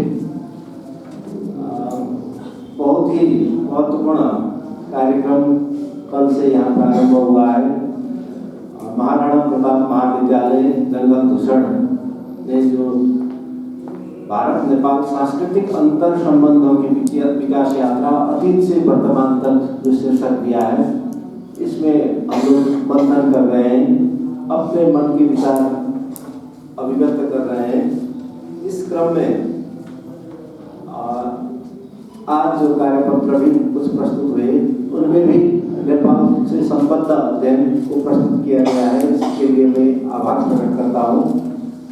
वास्तव में वेद में एक ऋचा है, देवो शांतिरंतरिक्षो शांति पृथ्वी शांति राम। नेपाल की नीति और राष्ट्र नीति इसी में अवलंबित है। उसमें 12 प्रकार की शांति बताई गई है। वो 12 प्रकार की शांति के पक्षधर हम नेपाली लोग हैं। हमारा नेपाली मन उस तरह का है। वेद में ही एक और मंत्र है, यतो यतः शमी हसे ततो लो अभयं कुरु संदः कुरु प्रजाभ्यो भयं न पशुभ्य। हम लोग प्राणी मात्र को नहीं, पशु पंक्षी भी हमसे न डरे, नजीक में डुले घूमे। संपूर्ण प्रकृति वनस्पति प्राणी मात्र का कल्याण है जो वेद की परिकल्पना है। हम भी उसी परिकल्पना के इर्द गिर्द रहते हैं। हमारा सोच भी उसी तरह का होता है। ये मैं यहाँ निवेदन करना चाहता हूँ। आज नाथ पंथ के संबंध में कार्यपत्र भी प्रस्तुत हुए हैं बहुत अच्छी तरह से। इसमें क्या है, हमारे राजगुरु, राज परिवार के गुरु, कल तक राजशाही था, उस समय के हमारे राजा के गुरु गोरखनाथ जी ही हैं। इस तरह का हमारा परंपरा है। हम फर्क नहीं है। गुरु हम रामानुजाचार्य हमारे आदि गुरु हैं, शंकराचार्य, निम्बारकाचार्य, माधवाचार्य, हम उसी परंपरा का पालन नेपाल में भी है। परसों एक कार्यक्रम था नेपाल में, वहाँ निजानंद संप्रदाय, जो कृष्ण प्रणामी बोलते हैं वहाँ पर, वो संप्रदाय भी वहाँ पर है, जो यहीं के राजस्थान से विकसित हुआ है। इस तरह से ईसा के 8वीं शताब्दी के शंकराचार्य करीब 10वीं शताब्दी के रामानुजाचार्य, वहाँ तब से अब तक हम यहीं के आचार्यों को अपना आचार्य मानते हैं, उसी परंपरा का अनुसरण कर रहे हैं। हम तो फर्क महसूस करते ही नहीं, बाटो है। दूसरी तरफ जो जहाँ कुंभ मेला, यहीं के 4 धाम में कुंभ मेला लगते हैं, हम यहाँ पर आते हैं, चाहे तो प्रयाग हो, नासिक हो अथवा हरिद्वार हो। यहीं के 4 मठ, गोवर्धन पीठ हो अथवा दूसरा पीठ हो, उसी मठ के उत्तराधिकारी हमारे यहाँ भी हैं। नेपाल भारत का संबंध, पटक पटक राम का नाम भी आ रहे हैं। राम को हम कितना सम्मान करते हैं, माया देते हैं। हमारे दामाद हैं, हमारे जवाई राजा हैं, जो हम सारे भारतवासियों को इसी तरह से देखना चाहते हैं, देखते हैं। ये हमारा संबंध का एक महत्वपूर्ण पक्ष है। इसी तरह नेपाली में एक उखान है, नेपाली भाषा में उसको बोलना चाहता हूँ। एउटै सिरानी गरेर सुतेपछि कहिलेकाहीँ घोडा लाग्छ नै सहनुपर्छ। इसका आशय होता है, एक ही तकिया में सोने पर कभी कभार पैर लग जाता है, उसको सहना पड़ता है। हम लोग जब एक छिमेकी, एक मित्र राष्ट्र है तो साथ में रहते हैं, तो कभी ससाना त्रुटि, कभी कमजोरी हो सकती है, उसको सहना मचाना पड़ता है। तो घर परिवार में होता ही रहता है। इसको बड़ी बात के रूप में, इश्यू के रूप में लेना नहीं चाहिए। नेपाली लोग जब से सक्षम हो रहे हैं, जब से वो जानने लगते हैं, तब से भारत प्रति सम्मान, श्रद्धा प्रकट करते हैं। कोई काम के सिलसिले में, कोई पठन पाठन के सिलसिले में, कोई सीखने के लिए भारत में आते हैं। भारतीय लोग भी वहाँ पहुँचते हैं। ये परंपरा है। भारत हमको बहुत अधिक सहयोग करता है राजनीतिक रूप में, पर फिर भी नेपाली युवा नेपाल की राजनीति में भारत का विरोध करने पर वहाँ बड़े नेता बन जाते हैं। क्यों ऐसा मनोविज्ञान क्यों विकास हुआ? इसको अध्ययन करने की जरूरत है। आज के अध्ययताओं को मैं ये अनुरोध करता हूँ कि ये समस्या है नेपाल में। नेपाल के कई युवा, हम लोग यहीं से लोन जाता है, यहीं से खरीद के खाते हैं, बेचने बाट वाले, मगर यहीं के वस्त्र, ये सब भारतीय कपड़े लगाते हैं हम लोग भी, यही का सब प्रयोग कर रहे हैं। फिर भी नया पुस्ता का युवा लोगों में भारत का विरोध करने पर वो वोट चाहिए, जो दल ज्यादा विरोध करेगा चलकर भाषण करेगा, उसको वोट देंगे। ऐसा क्यों बन रहा है वातावरण? इसको अध्ययन की जरूरत है, ये विषय बनना चाहिए। और अध्ययन के क्रम में मैं शोधार्थियों को फिर भी अनुरोध करता हूँ, मैं भी APA MLA पद्धति विकसित है, हार्वर्ड, शिकागो, ये पद्धतियाँ विकसित हैं, प्रचलन में ज़्यादा APA प्रयोग करते हैं। फिर भी ये जो भाषा आप लोग प्रस्तुत कर रहे हैं उसमें न एब्स्ट्रैक्ट है, न उसमें जो है कीवर्ड्स दिए गए हैं, न उसमें जो है प्रॉब्लम उल्लेख किया गया है, न ऑब्जेक्टिव है, न लिटरेचर रिव्यू है, न उसका थ्योरी विकास किए हैं। तो एक फॉर्मेट में डाल के रिसर्च करना चाहिए। इस तरह के कार्यक्रम में प्रस्तुत होने वाले कार्यपत्र अथवा प्रस्तुति फाइंडिंग क्या है, उसके जो है रेफरेंसेस क्या है, किस किताब से उल्लेख किया गया, आपने जो अभिलेख की बातें की है वो अभिलेख किस किस को स्रोत मान के किया या स्थलगत अध्ययन किया, सर्वेक्षण किया, रिसर्च की जो मेथोडोलॉजी सामान्य प्रक्रिया होती है उसको पालना करेंगे तो इसमें शून्य सुगंध बन जाएगा। सामान्य लेखन से अभिव्यक्ति से नहीं होता, उसका जो एक फॉर्मेट होता है वो फॉर्मेट में आपको डाल दीजिए, सामग्री वही है उसको, वो जो है मेरा अनुरोध है आप लोगों से। उसी तरह से अन्य आप लोग हमें अपना ठानते हैं, इसका प्रमाण यही तो है। आज ये जो भव्य कार्यक्रम हो रहा है, आप भूटान के लोगों को बुला सकते थे, श्रीलंका के लोग बुला सकते थे, पाकिस्तान से, नेपाली को क्यों बुलाया? क्योंकि आप लोग अपना ठानते हैं, हम अपना आपको ठानते हैं, ये प्रमाण है। इसलिए इस प्रति जो है इसमें ज़्यादा बहस की जरूरत नहीं है। हाँ, चाइना का भी बात आया है। चाइना मैंने कल भी कहा था वो हमारे छिमेकी है, भूगोल से जन्मजात छिमेक में है, मगर भारत हमारा मित्र राष्ट्र है। मित्र होने के कारण मित्रता के अंदर हम कभी कभी गुनाशा भी कर सकते हैं, अपनी पीड़ा भी भोग सकते हैं, अपना दुख सुख सुधार सकते हैं, आपका दुख सुख में हम सहभागी हो सकते हैं। और हम हर एक नेपाल के प्रत्येक समस्या में भारतीयों ने हमें सहयोग किया है। हम इस गुण का भूल नहीं सकते हैं, हम कृतज्ञ नहीं हो सकते, कृतज्ञ हो है हम लोग नेपाली लोग। एक बात कर सकता है इसमें जो विशेषज्ञों ने विषय रखे हैं वास्तव में वो समय सांदर्भिक है। दान संस्कृति, धार्मिक संस्कृति, इसी तरह से नाथ पंथ की समकालीन उपादेयता। वास्तव में हम आज भी सुबह चाय भी नहीं पीकर गोरखनाथ मंदिर में जाके दर्शन किए तब इधर आए हम लोग वहाँ से। हम लोग को क्यों लगा कि कार्यक्रम में जो है शाम को 4 बजे के बाद मंदिर ले जाने का कार्यक्रम था हम लोग को। शाम तक तो हम लोग कुछ खा पी लेंगे, तब तो क्या मंदिर को दर्शन करना। हम लोग की सोच इस व्यवहार से विकसित है। इसीलिए ये नाथ पंथ परंपरा अभी मैंने पढ़ तो नहीं पाया। नेपाल की एक राष्ट्रीय प्रज्ञा प्रतिष्ठान करके किताब निकालने वाली प्राज्ञिक संस्था है, वहाँ से प्रोफेसर कृष्ण चंद्र शर्मा ने नाथ पंथ का परंपरा और प्रयोग शीर्षक में कृति लिखा है। मैं खरीद नहीं पाया हूँ, मैं पढ़ नहीं पाया हूँ, मगर नेपाल में भी नाथ पंथ के बारे में दाम जिले में थोड़ा महत्वपूर्ण आश्रम है, बहुत बड़ी। वहाँ पर भी गुरु गोरखनाथ की पूजा अर्चना होती है, उन परंपराओं का वहाँ भी स्थान है।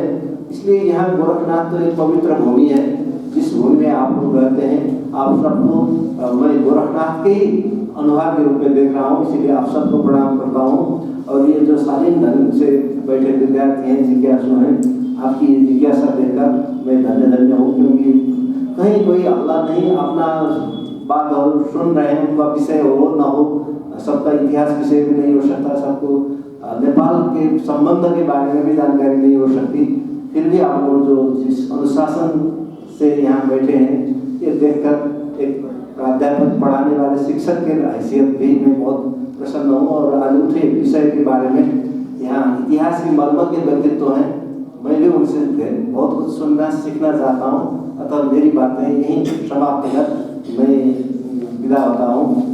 जय तो संस्कृतम सरस्वती नः शुभकामना करता। बहुत बहुत धन्यवाद सर।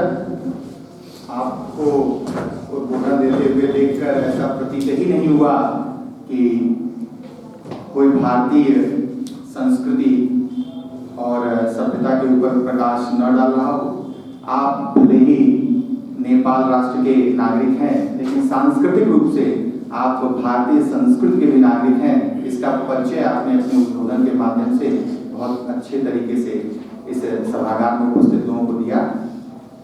कार्यक्रम को आगे बढ़ाते हुए इसी क्रम में अध्यक्षीय उद्बोधन और मार्गदर्शन तथा आशीर्वचन वचन हेतु इस चतुर्थ तकनीकी सत्र के अध्यक्ष प्रोफेसर राजवंत राव सर जी को मैं मंच पर आमंत्रित करता हूँ।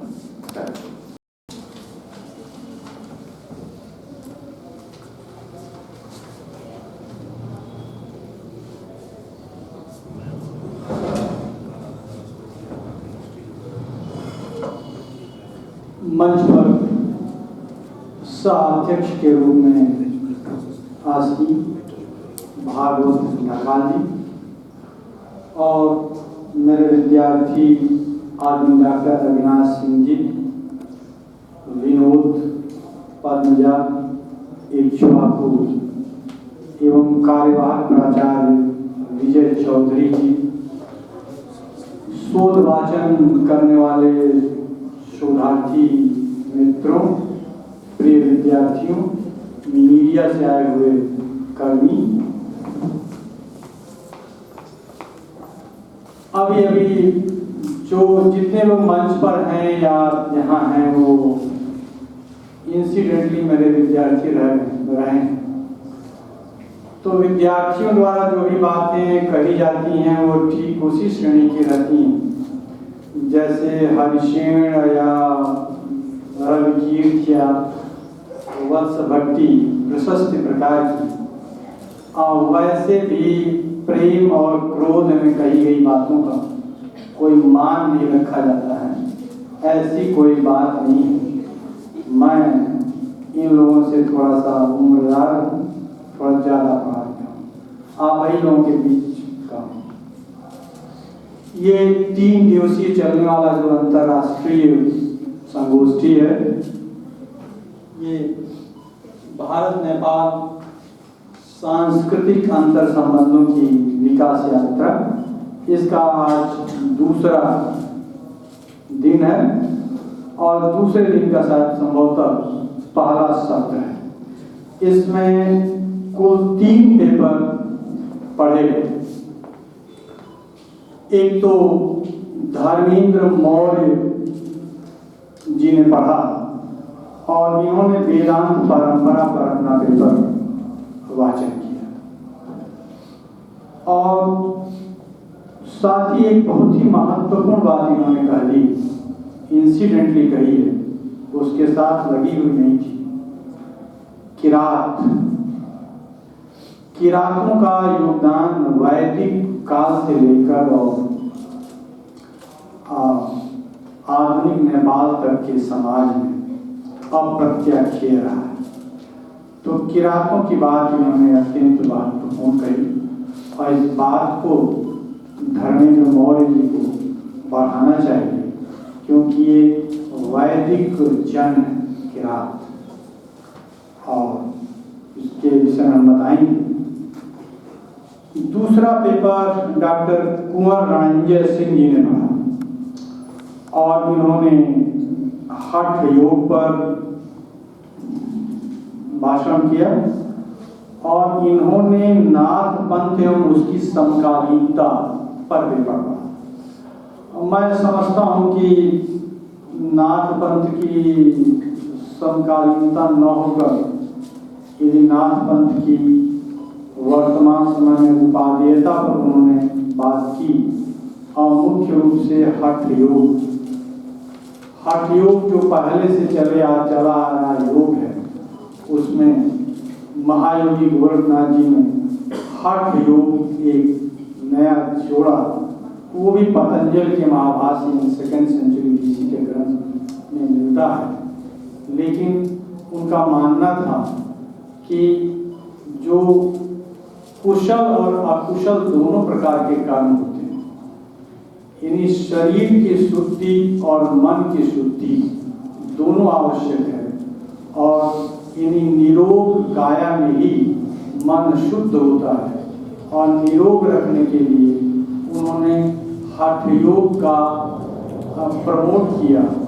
हठ योग में रणेंद्र सिंह जी ने बहुत सारी बात बताई, जिसमें पंचाग्नि, वस्ती, नेक की तमाम तरह की क्रियाएं हैं और उन क्रियाओं के माध्यम से निरोग कैसे रहा जाता है उसमें उन्होंने संक्षिप्त हमारे ख्याल से एक समरी पत्र, शोध पत्र पढ़ा। डॉक्टर हर्षवर्धन जी ने भारत नेपाल संबंध एवं नाथ पंथ पर प्रकाश डाला और वास्तव में जो नाथ पंथ है वो नाथ पंथ एक महत्वपूर्ण एडहेसिव, एक चिपकाव, एक जोड़ने का काम, बहुत ही महत्वपूर्ण जोड़ने का काम भारत और नेपाल को करता है। यद्यपि ऐतिहासिक दृष्टि से हम देखें तो आदि योगी, महायोगी, ऐतिहासिक में कह रहा हूँ, इस पर ध्यान दीजिएगा, पारंपरिक नहीं कर रहा। परंपरा महायोगी गोरखनाथ को त्रेता युग में, या कुछ लोग जो इंडस वैली में योगी की मूर्ति पर मिली है उससे भी समीकरण स्थापित करने की कोशिश करते हैं। अभी तक जो इतिहास है, ऐतिहासिक दृष्टि से महायोगी गोरखनाथ जी का आविर्भाव 9वीं शताब्दी, बल्कि यूँ कहें साफ तो 9वीं से लेकर 13वीं शताब्दी के मध्य माना गया है। तो नाथ पंथियों या नाथ योगियों का बहुत बड़ा योगदान है भारत और नेपाल के संबंधों को प्रगाढ़ करने, जोड़ने। इस पर इन्होंने एक समरी प्रस्तुत किया।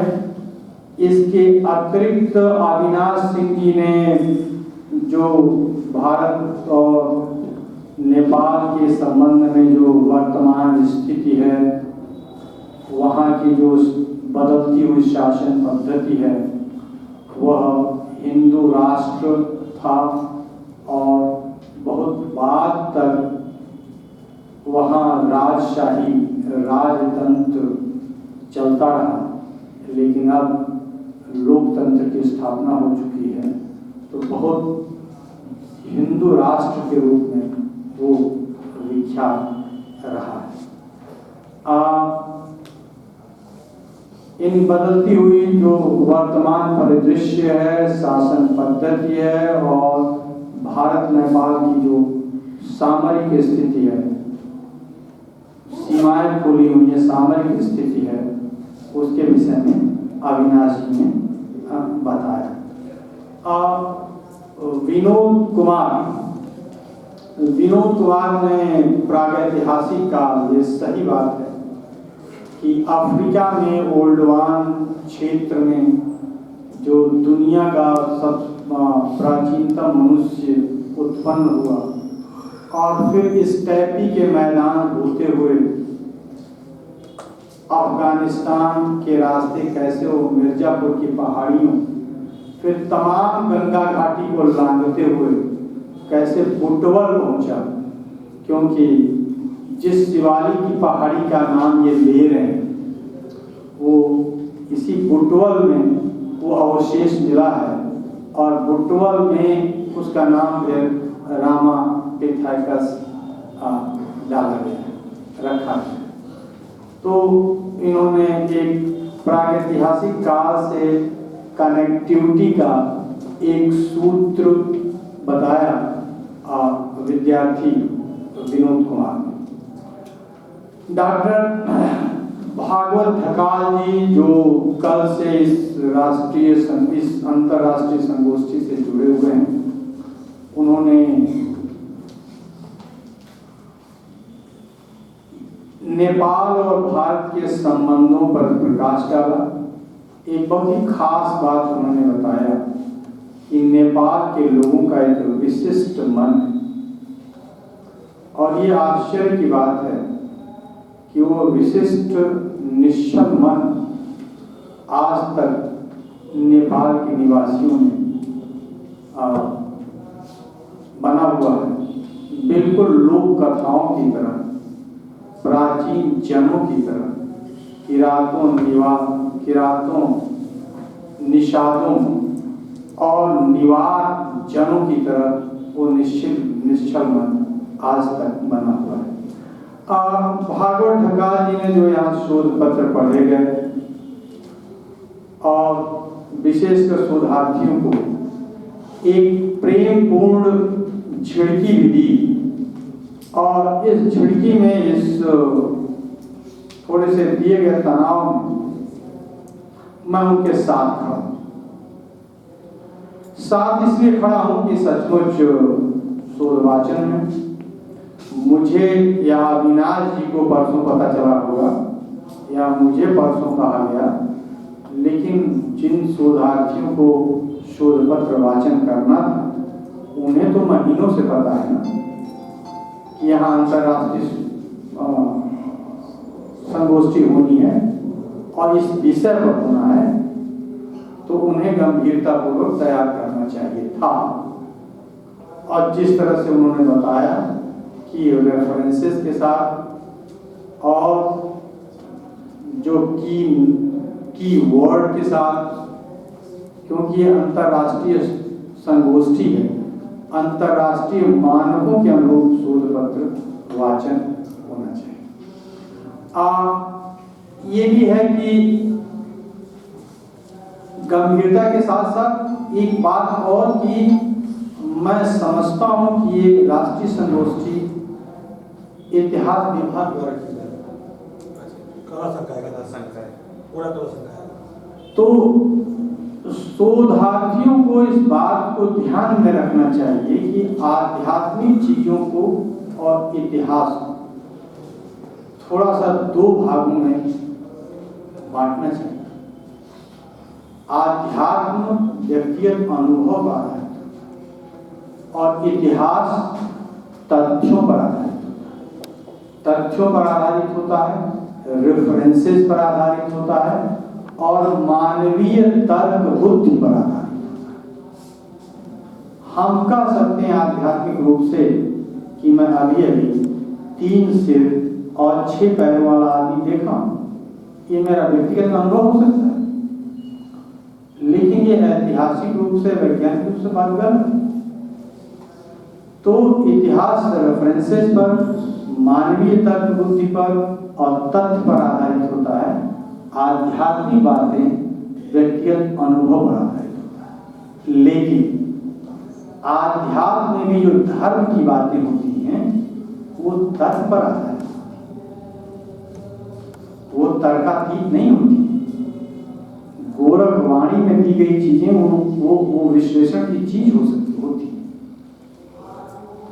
लेकिन जो निरा आध्यात्म पर बात होती है उसका स्थान अलग होता है। जिस भागवत ढकाल जी ने जिस मन की बात कही, वही मन उन्होंने ये कहा कि हम लोग शांत, ऋग्वेद की ऋचा पर, और उन्होंने कहा कि हम लोग शांत मन, ठीक वही बात तो जो महायोगी गोरखनाथ जी ने कही कि हवा की न बोलिबा ठपक न चलेबा, धीरे धरिया पाँव है। ये जो धीरे धरिया पाँव है ये बहुत ही महत्वपूर्ण है। धीरे धरिया पाँव का मतलब ये है कि हमारी उपस्थिति सर्वथा अनुपस्थित की भांति। मैं उपस्थित इस प्रकार हूं मानो हूं ही, मानो अनुपस्थित। आगे वाली लाइन उन्होंने कहा, वो कहते हैं कि गर्भ न करवा सहजे रहना। तो गर्भ न करीबा और सहजे रहना, ये बात भी इतनी आसान है। जैसा कि कबीरदास जी ने कहा कि सहज सहज कोई कहे सहज न चीन्हे को, जिन सहजा विषया तजे सहज कहा है। तो वैसे ही भारत में भी एक मन है, उसी तरह जैसे नेपाल। अब मैं अध्यक्ष हूं तो थोड़ी बात, मैं विषय विशेषज्ञ नहीं हूँ, मैं थोड़ी बात मुझे कहनी चाहिए और आप लोग अपेक्षा भी रखते होंगे। देखिए, जो किरात जिसका नेपाल के समाज में बहुत योगदान है, किरात, निवार, इन जातियों का, इन जनों का नेपाल के समाज में बहुत योगदान है। ये ऋग्वेद का एक महत्वपूर्ण जन है। वैदिक संहिताओं में इस बात का उल्लेख है कि यह पूर्वोत्तर के जो पर्वत है, पर्वत में निवास करने वाली जाति थी, जनजाति थी। और इसका उल्लेख वाजसनेयी संहिता और अथर्ववेद में महत्वपूर्ण ढंग से हुआ है। आगे चल के महाभारत में भी ये कहा गया है कि किरात जनजाति हिमवंत प्रांतों में निवास करती थी। यदि हम इंडस वैली का अध्ययन करें तो इंडस वैली के जन हैं जो लोग में के समाज में मंगोलायड जन का महत्वपूर्ण योगदान था। जो लोग इंडस वैली की मूर्तियों को, सील्स को देखे होंगे, वो जानते होंगे कि जो स्त्रियां हैं जो सिर पर पंखनुमा जो शिरोवेशभूषा धारण की हुई हैं, वो ठीक उसी तरह की वेशभूषा इसके पहले के आर्ट में नेपाल के लोगों और विशेषकर आसाम के लोगों में ये वेशभूषा देखा जाता है। तो एक तरह का सातत्य इंडस वैली और ऋग्वेद तक नेपाल और भारत के संबंधों की जाति है, इंडस वैली और नेपाल तक। हम आगे बढ़ें तो देखेंगे कि जो 6ठी शताब्दी यानी वैदिक काल तक वाजसनेयी संहिता, अथर्ववेद तक, अथर्ववेद इधर ही का ग्रंथ है, तक किरातों का नेपाल के समाज में महत्वपूर्ण योगदान अप्रत्याख्य है और इन ग्रंथों से प्रमाणित होता है। आप ये भी जानते हैं कि किरातों का युद्ध हुआ था और अर्जुन से जो युद्ध हुआ था वही हिमवंत प्रदेश में था। और जो महाभारत और किरात जनजाति के विश्लेषक हैं वो कहते हैं कि इसका अंचल नेपाल रहा। यहीं पर परीक्षा लिया था किरात वेशधारी शिव ने, अर्जुन की परीक्षा लिया था। उसके बाद 6ठी शताब्दी ईसा पूर्व में हम आते हैं तो 6ठी शताब्दी ईसा पूर्व में महत्वपूर्ण गणराज्य वज्जी जो कालांतर में एक संघ का लिच्छव जो कालांतर में काशी कौशल के बहुत सारे गणराज्यों के साथ मिलकर एक संघ वज्जी संघ का निर्माण किया था। और इसके साथ भी वज्जियों के साथ भी मगध का वैवाहिक संबंध था और बाद में थोड़ा तनावपूर्ण संबंध भी अजातशत्रु के काल में हुआ। आगे बढ़ते हैं तो हम अशोक, मौर्य सम्राट अशोक की पुत्री चारुमती का विवाह। अशोक ने अपनी पुत्री चारुमती का विवाह नेपाल के किसी युवक से जो पर्वतीय प्रांत का युवक था उससे किया था सम्राट अशोक। 2 अभिलेख जो भगवान बुद्ध से संबंधित हैं, उनके उद्भव से संबंधित हैं, लुम्बिनी और निंगाली सागर। ये दोनों अभिलेख नेपाल में हैं। भगवान बुद्ध का संबंध नेपाल से है क्योंकि उनकी जन्मभूमि नेपाल में ही उनकी जन्मभूमि और बहुत सारे बाल व्यवस्था का क्रीड़ा उन्होंने नेपाल की भूमि में का। ये मैं जो कह रहा हूँ नेपाल, ये गलत कह रहा हूँ, क्योंकि दो भारत है। एक तो सांस्कृतिक भारत, जो भी भारतीय उपमहाद्वीप है, वो भारतीय उपमहाद्वीप एक सांस्कृतिक जोन, एक सांस्कृतिक कलेवर में बंधा हुआ है। और वो अफगानिस्तान से लेकर दक्षिण जलनिधि तक और पश्चिमी जलनिधि से लेकर और नेपाल और लद्दाख के सीमाओं तक वो है, सीमाओं तक है। तो ये एक सांस्कृतिक भारत है, लेकिन इतिहास के साथ सीमाएं बदलती रहती हैं और इतिहास में कई तरह के तनाव, युद्ध और संधियां भी होती रहती हैं। इसलिए मैं ऐतिहासिक रूप से नेपाल आधुनिक संदर्भ के आधार पर कह रहा हूँ, नहीं तो नेपाल और भारत एक ही थे, सीमाएं एक ही थी।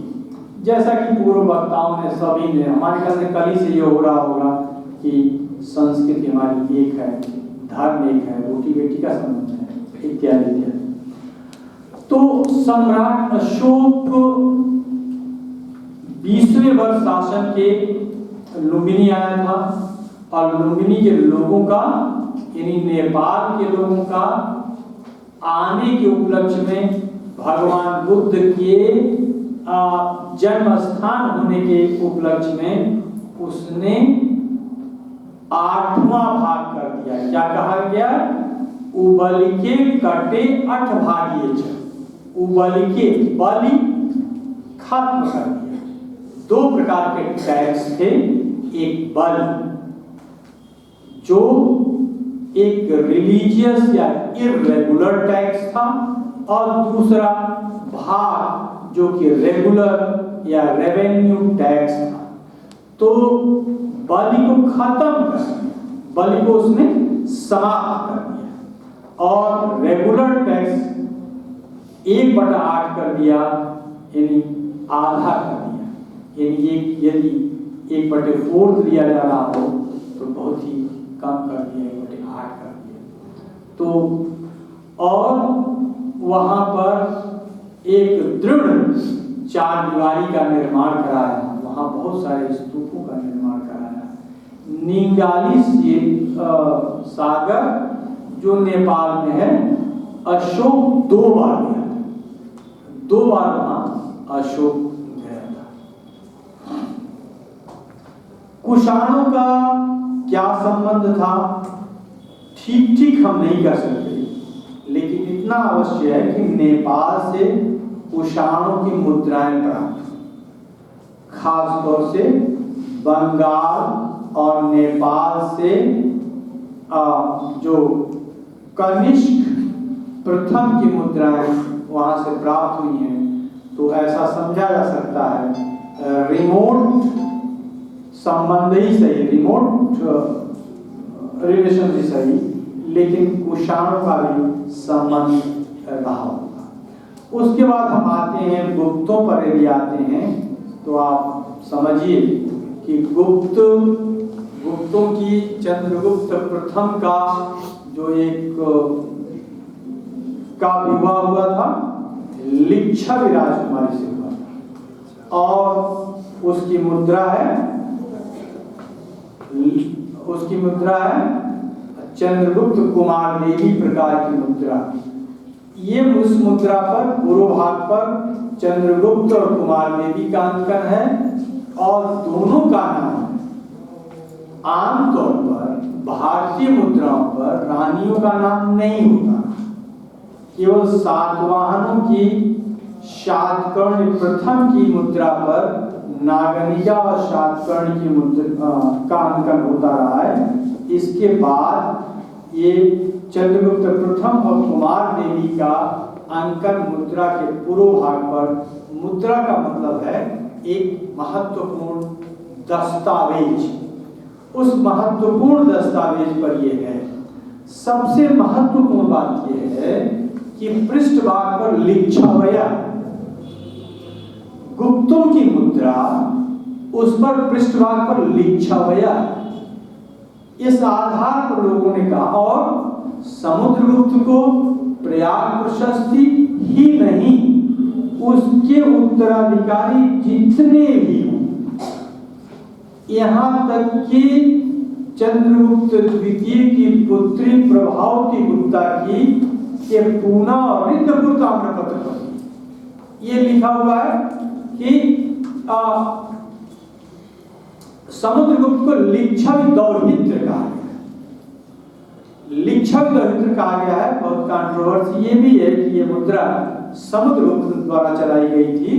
समुद्रगुप्त विधिक दृष्टि से द्वामुष्यायन एंशिएंट लॉ के अनुसार उसे कहते हैं। उस पुत्रिका पुत्र को कहते हैं जिसे उत्तराधिकार में पिता और नाना दोनों की संपत्ति मिलती है।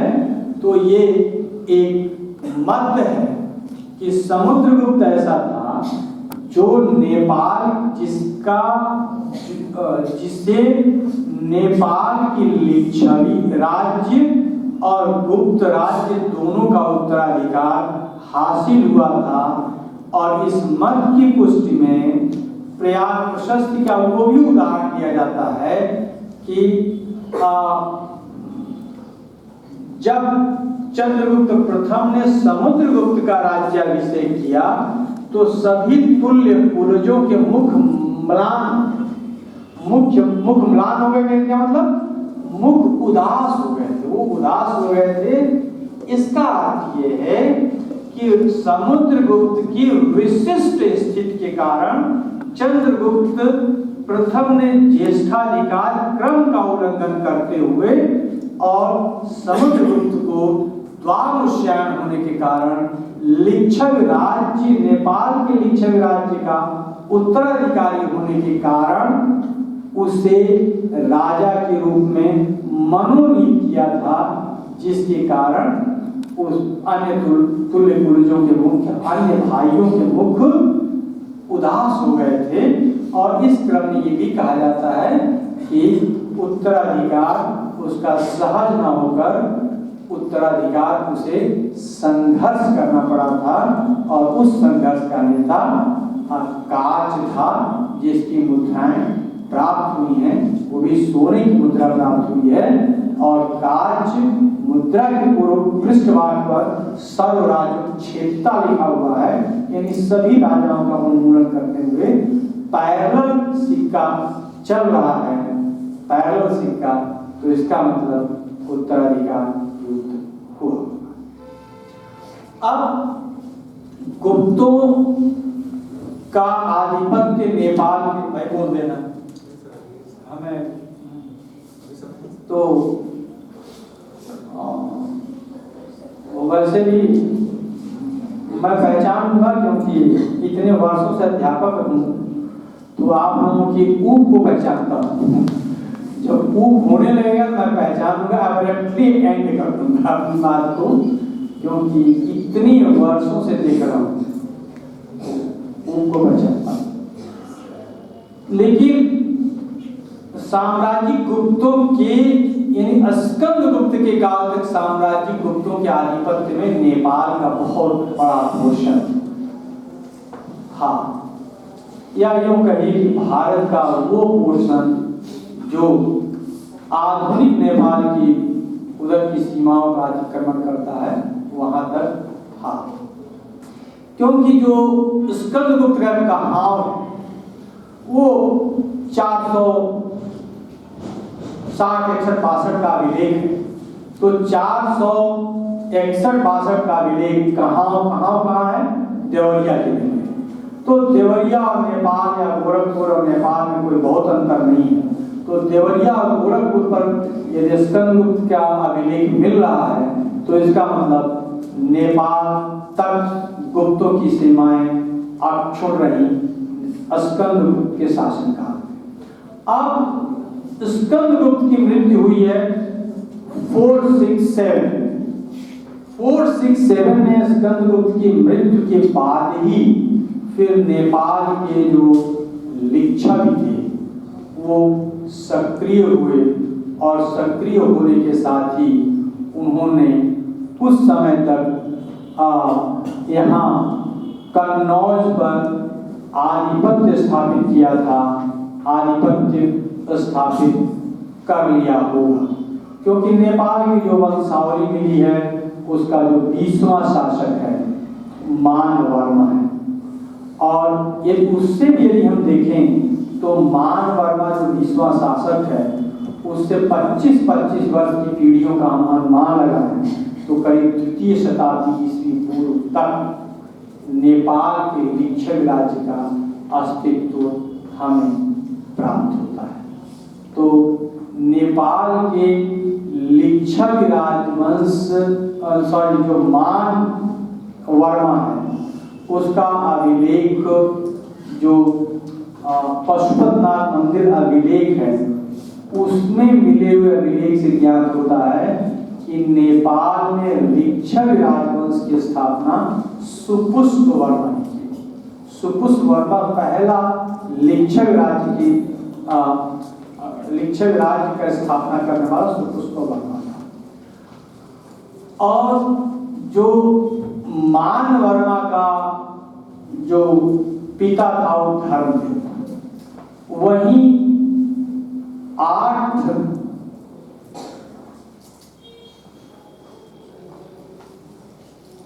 अभी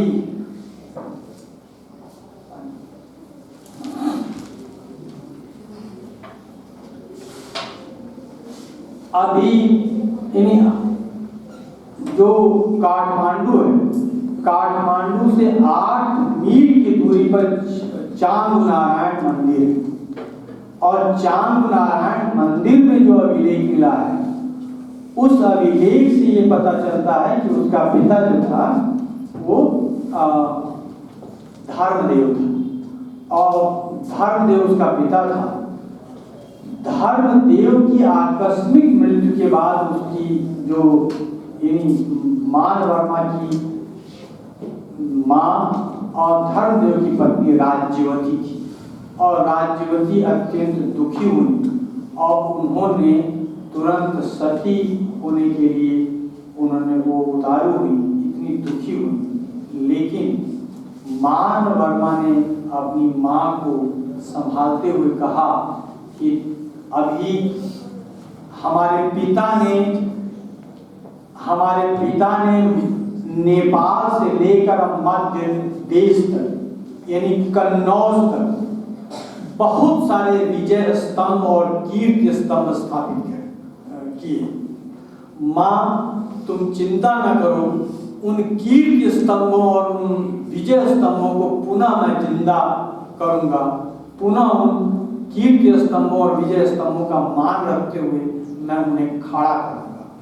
और इस तरह से मां की अनुमति लेकर मान वर्मा दिग्विजय की ओर दिग्विजय करने के लिए उद्यत होता है और दिग्विजय करने के बाद पूर्व और पश्चिम दोनों दिशाओं में दिग्विजय करता है और फिर पश्चिम दिशा में उसे किसी मल्लपुरी को उसने पराजित किया। पहले उसने संदेश भेजा और इस मल्लपुरी को के आधिपत्य में उसे पर्याप्त सहायता प्राप्त हुई अपने मातों से। एक बात और है कि नेपाल में लिच्छवी राज्य स्थापित होने के बाद भी वैशाली की याद हमेशा नेपाल के लिच्छवी शासकों को सताती थी कि मुझे वैशाली पर आधिपत्य करना है और गंडक को पार कर तमाम अपने हाथियों घोड़ों को आह्वान कराते हुए वैशाली पर आधिपत्य स्थापित किए और जो उनका पैतृक राज्य था उसके बाद किसी मल्लपुरी को पराजित किए। इतिहासकार मल्लपुरी की पहचान कुशीनारा और पावा के मल्लों के साथ करते हैं। इस प्रकार मान वर्मा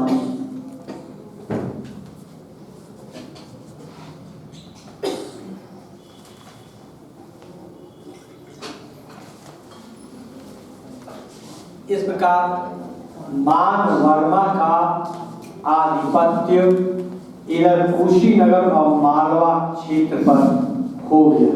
यह वही समय था जब गुप्तों का अवसान हो गया था।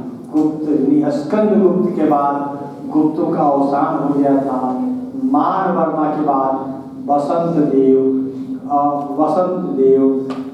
वामदेव और गणदेव, और गणदेव के बाद फिर शिवदेव प्रथम शासक, और शिवदेव प्रथम के बाद पुनः मौखरियों का उभार शुरू हुआ। और मौखरियों का उभार किसके नेतृत्व में हुआ? वो ईशान वर्मा के नेतृत्व में हुआ। आप जानते हैं कि उत्तर गुप्त और मौखरी दोनों साम्राज्यिक गुप्तों के सामंत थे। तो उत्तर गुप्त और मौखरी पुनः साम्राज्यिक गुप्तों के ध्वंसावशेषों पर अपना अपना साम्राज्य खड़ा करने को उद्यत हुए, जिसमें ईशान वर्मा आगे बढ़ते हुए कन्नौज और मगध दोनों क्षेत्रों पर स्थापित अपने को कर लिया। और यद्यपि उनका प्रतिद्वंदी कुमारगुप्त और महासेनगुप्त तक के बराबर लगे रहे, लेकिन अंतिम उत्तर गुप्त शासक आदित्य सेन को अंततः मगध से निकालकर और हर्ष का बाल सखा माधवगुप्त कन्नौज में स्थापित हुए। इस तरह से मौखरियों के दो केंद्र स्थापित हुए, कन्नौज और मगध, जिसके परिणाम स्वरूप जो लिच्छव थे उनको पुनः एक बार मौखरियों की, क्योंकि साम्राज्यिक गुप्तों के उत्तराधिकारी के रूप में मौखरी आए, तो मौखरियों को की अधीनता स्वीकार करनी पड़ी। आप सब जानते हैं, ये सुविदित तथ्य है कि कालांतर में थानेश्वर और कन्नौज के साथ वैवाहिक संबंध हुए और हर्ष यानी थानेश्वर का राज्य कन्नौज में स्थापित हुआ और कन्नौज और ये एक में मिल गए, यानी एक सत्ता के अंतर्गत आ गए। कन्नौज और थानेश्वर वो था पुष्यभूति, और हर्ष के आने तक पुनः दो सत्ता का केंद्र हो गया। कन्नौज पर शासन स्थापित हुआ पुनः नेपाल के लिच्छवी में। सूरसेन का जो पुत्र था भोगवर्मा, वो भोगवर्मा कुछ समय के लिए नेपाल का जो था वो कन्नौज पर अपना आधिपत्य स्थापित किया। अब युद्ध संघर्ष करते करते दोनों इतने थक गए थे कि माधवगुप्त का पुत्र आदित्य सेन मगध में था और भोगवर्मा कन्नौज में था। दोनों ने वैवाहिक संबंध स्थापित किया और आदित्य सेन की पुत्री का विवाह भोगवर्मा से हुआ और इससे मगध और कन्नौज दोनों में एक तरह का वैवाहिक और मैत्री संबंध स्थापित हुए। इसकी जो पुत्री थी भोगवर्मा की, वह थी वत्स देवी। नेपाल की दो स्त्रियों का बहुत ही दान के रूप में और धार्मिक रूप से बहुत ही विशद वर्णन मिलता है। एक तो राज्यवती जो मानवर्मा की मां थी, और दूसरा वत्स देवी जो कि आदित्य सेन की पुत्री और भोगवर्मा से उत्पन्न वत्स देवी थी, जिसका विवाह शिवदेव द्वितीय के साथ हुआ था, जिसका विवाह शिवदेव द्वितीय के साथ हुआ था। और उन्हीं का शिवदेव द्वितीय का ही पुत्र कालांतर में जयदेव हुआ, उसके बाद नरेंद्र देव। आप जानते हैं कि हर्ष की मृत्यु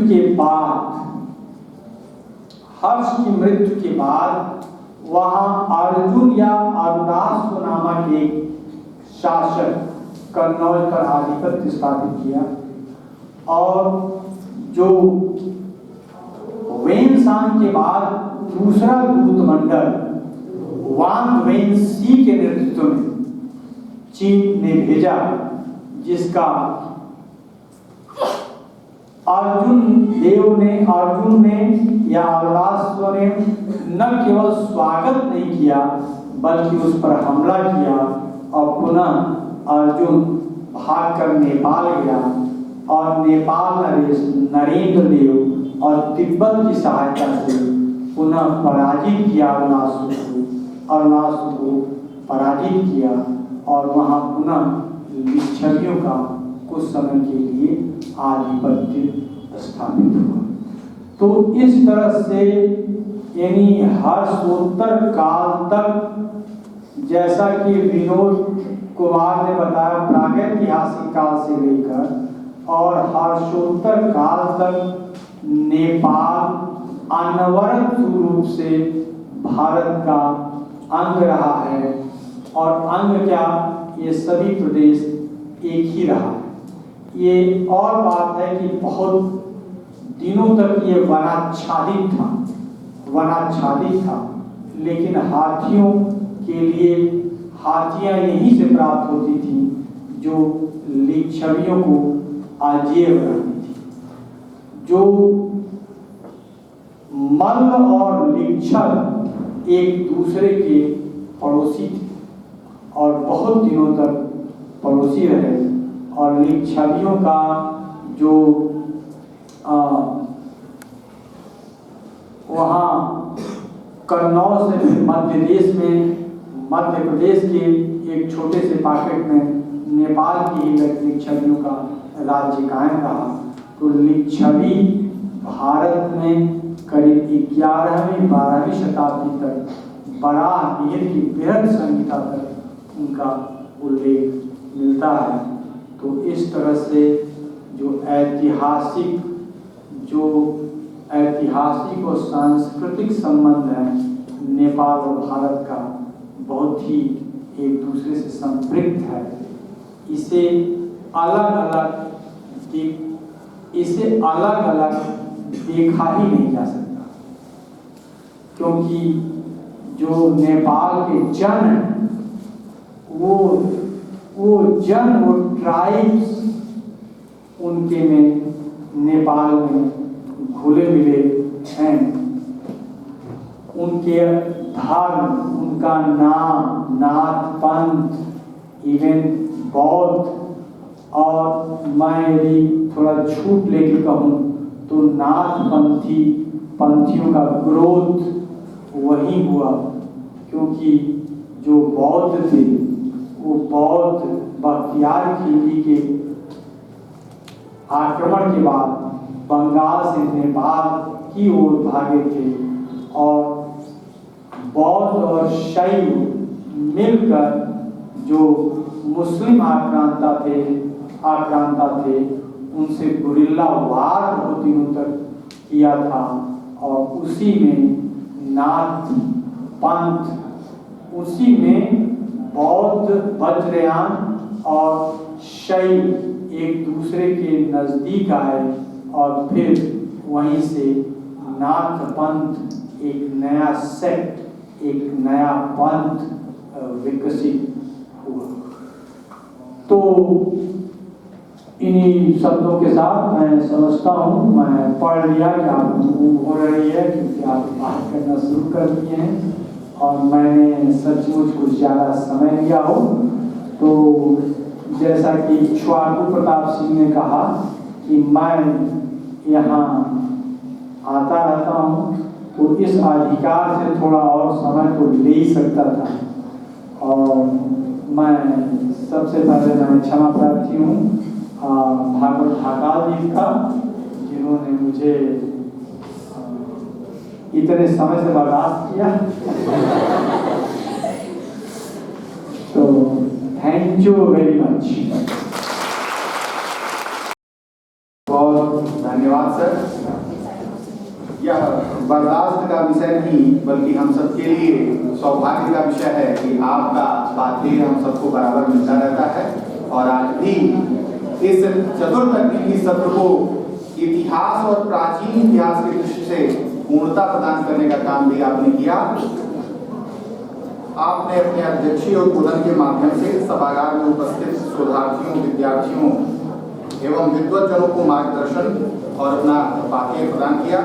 अब मैं इस चतुर्थ तकनीकी सत्र की अध्यक्षता कर रहे प्रोफेसर राजवंत राव जी से सादर निवेदन करता हूं कि आप इस तकनीकी सत्र के समापन की घोषणा करने के लिए मुझे अनुमति प्रदान करें।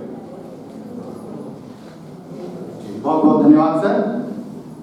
यह तकनीकी सत्र इन्हीं सब विषयों के आलोक में अब समाप्त होती है। आप सभी सुधीजन, विद्वज्जन, शोधार्थी यहाँ इस तकनीकी सत्र में आए, इस हेतु मैं आयोजन समिति एवं महाविद्यालय परिवार की ओर से आप सबका आभार व्यक्त करता हूँ। धन्यवाद।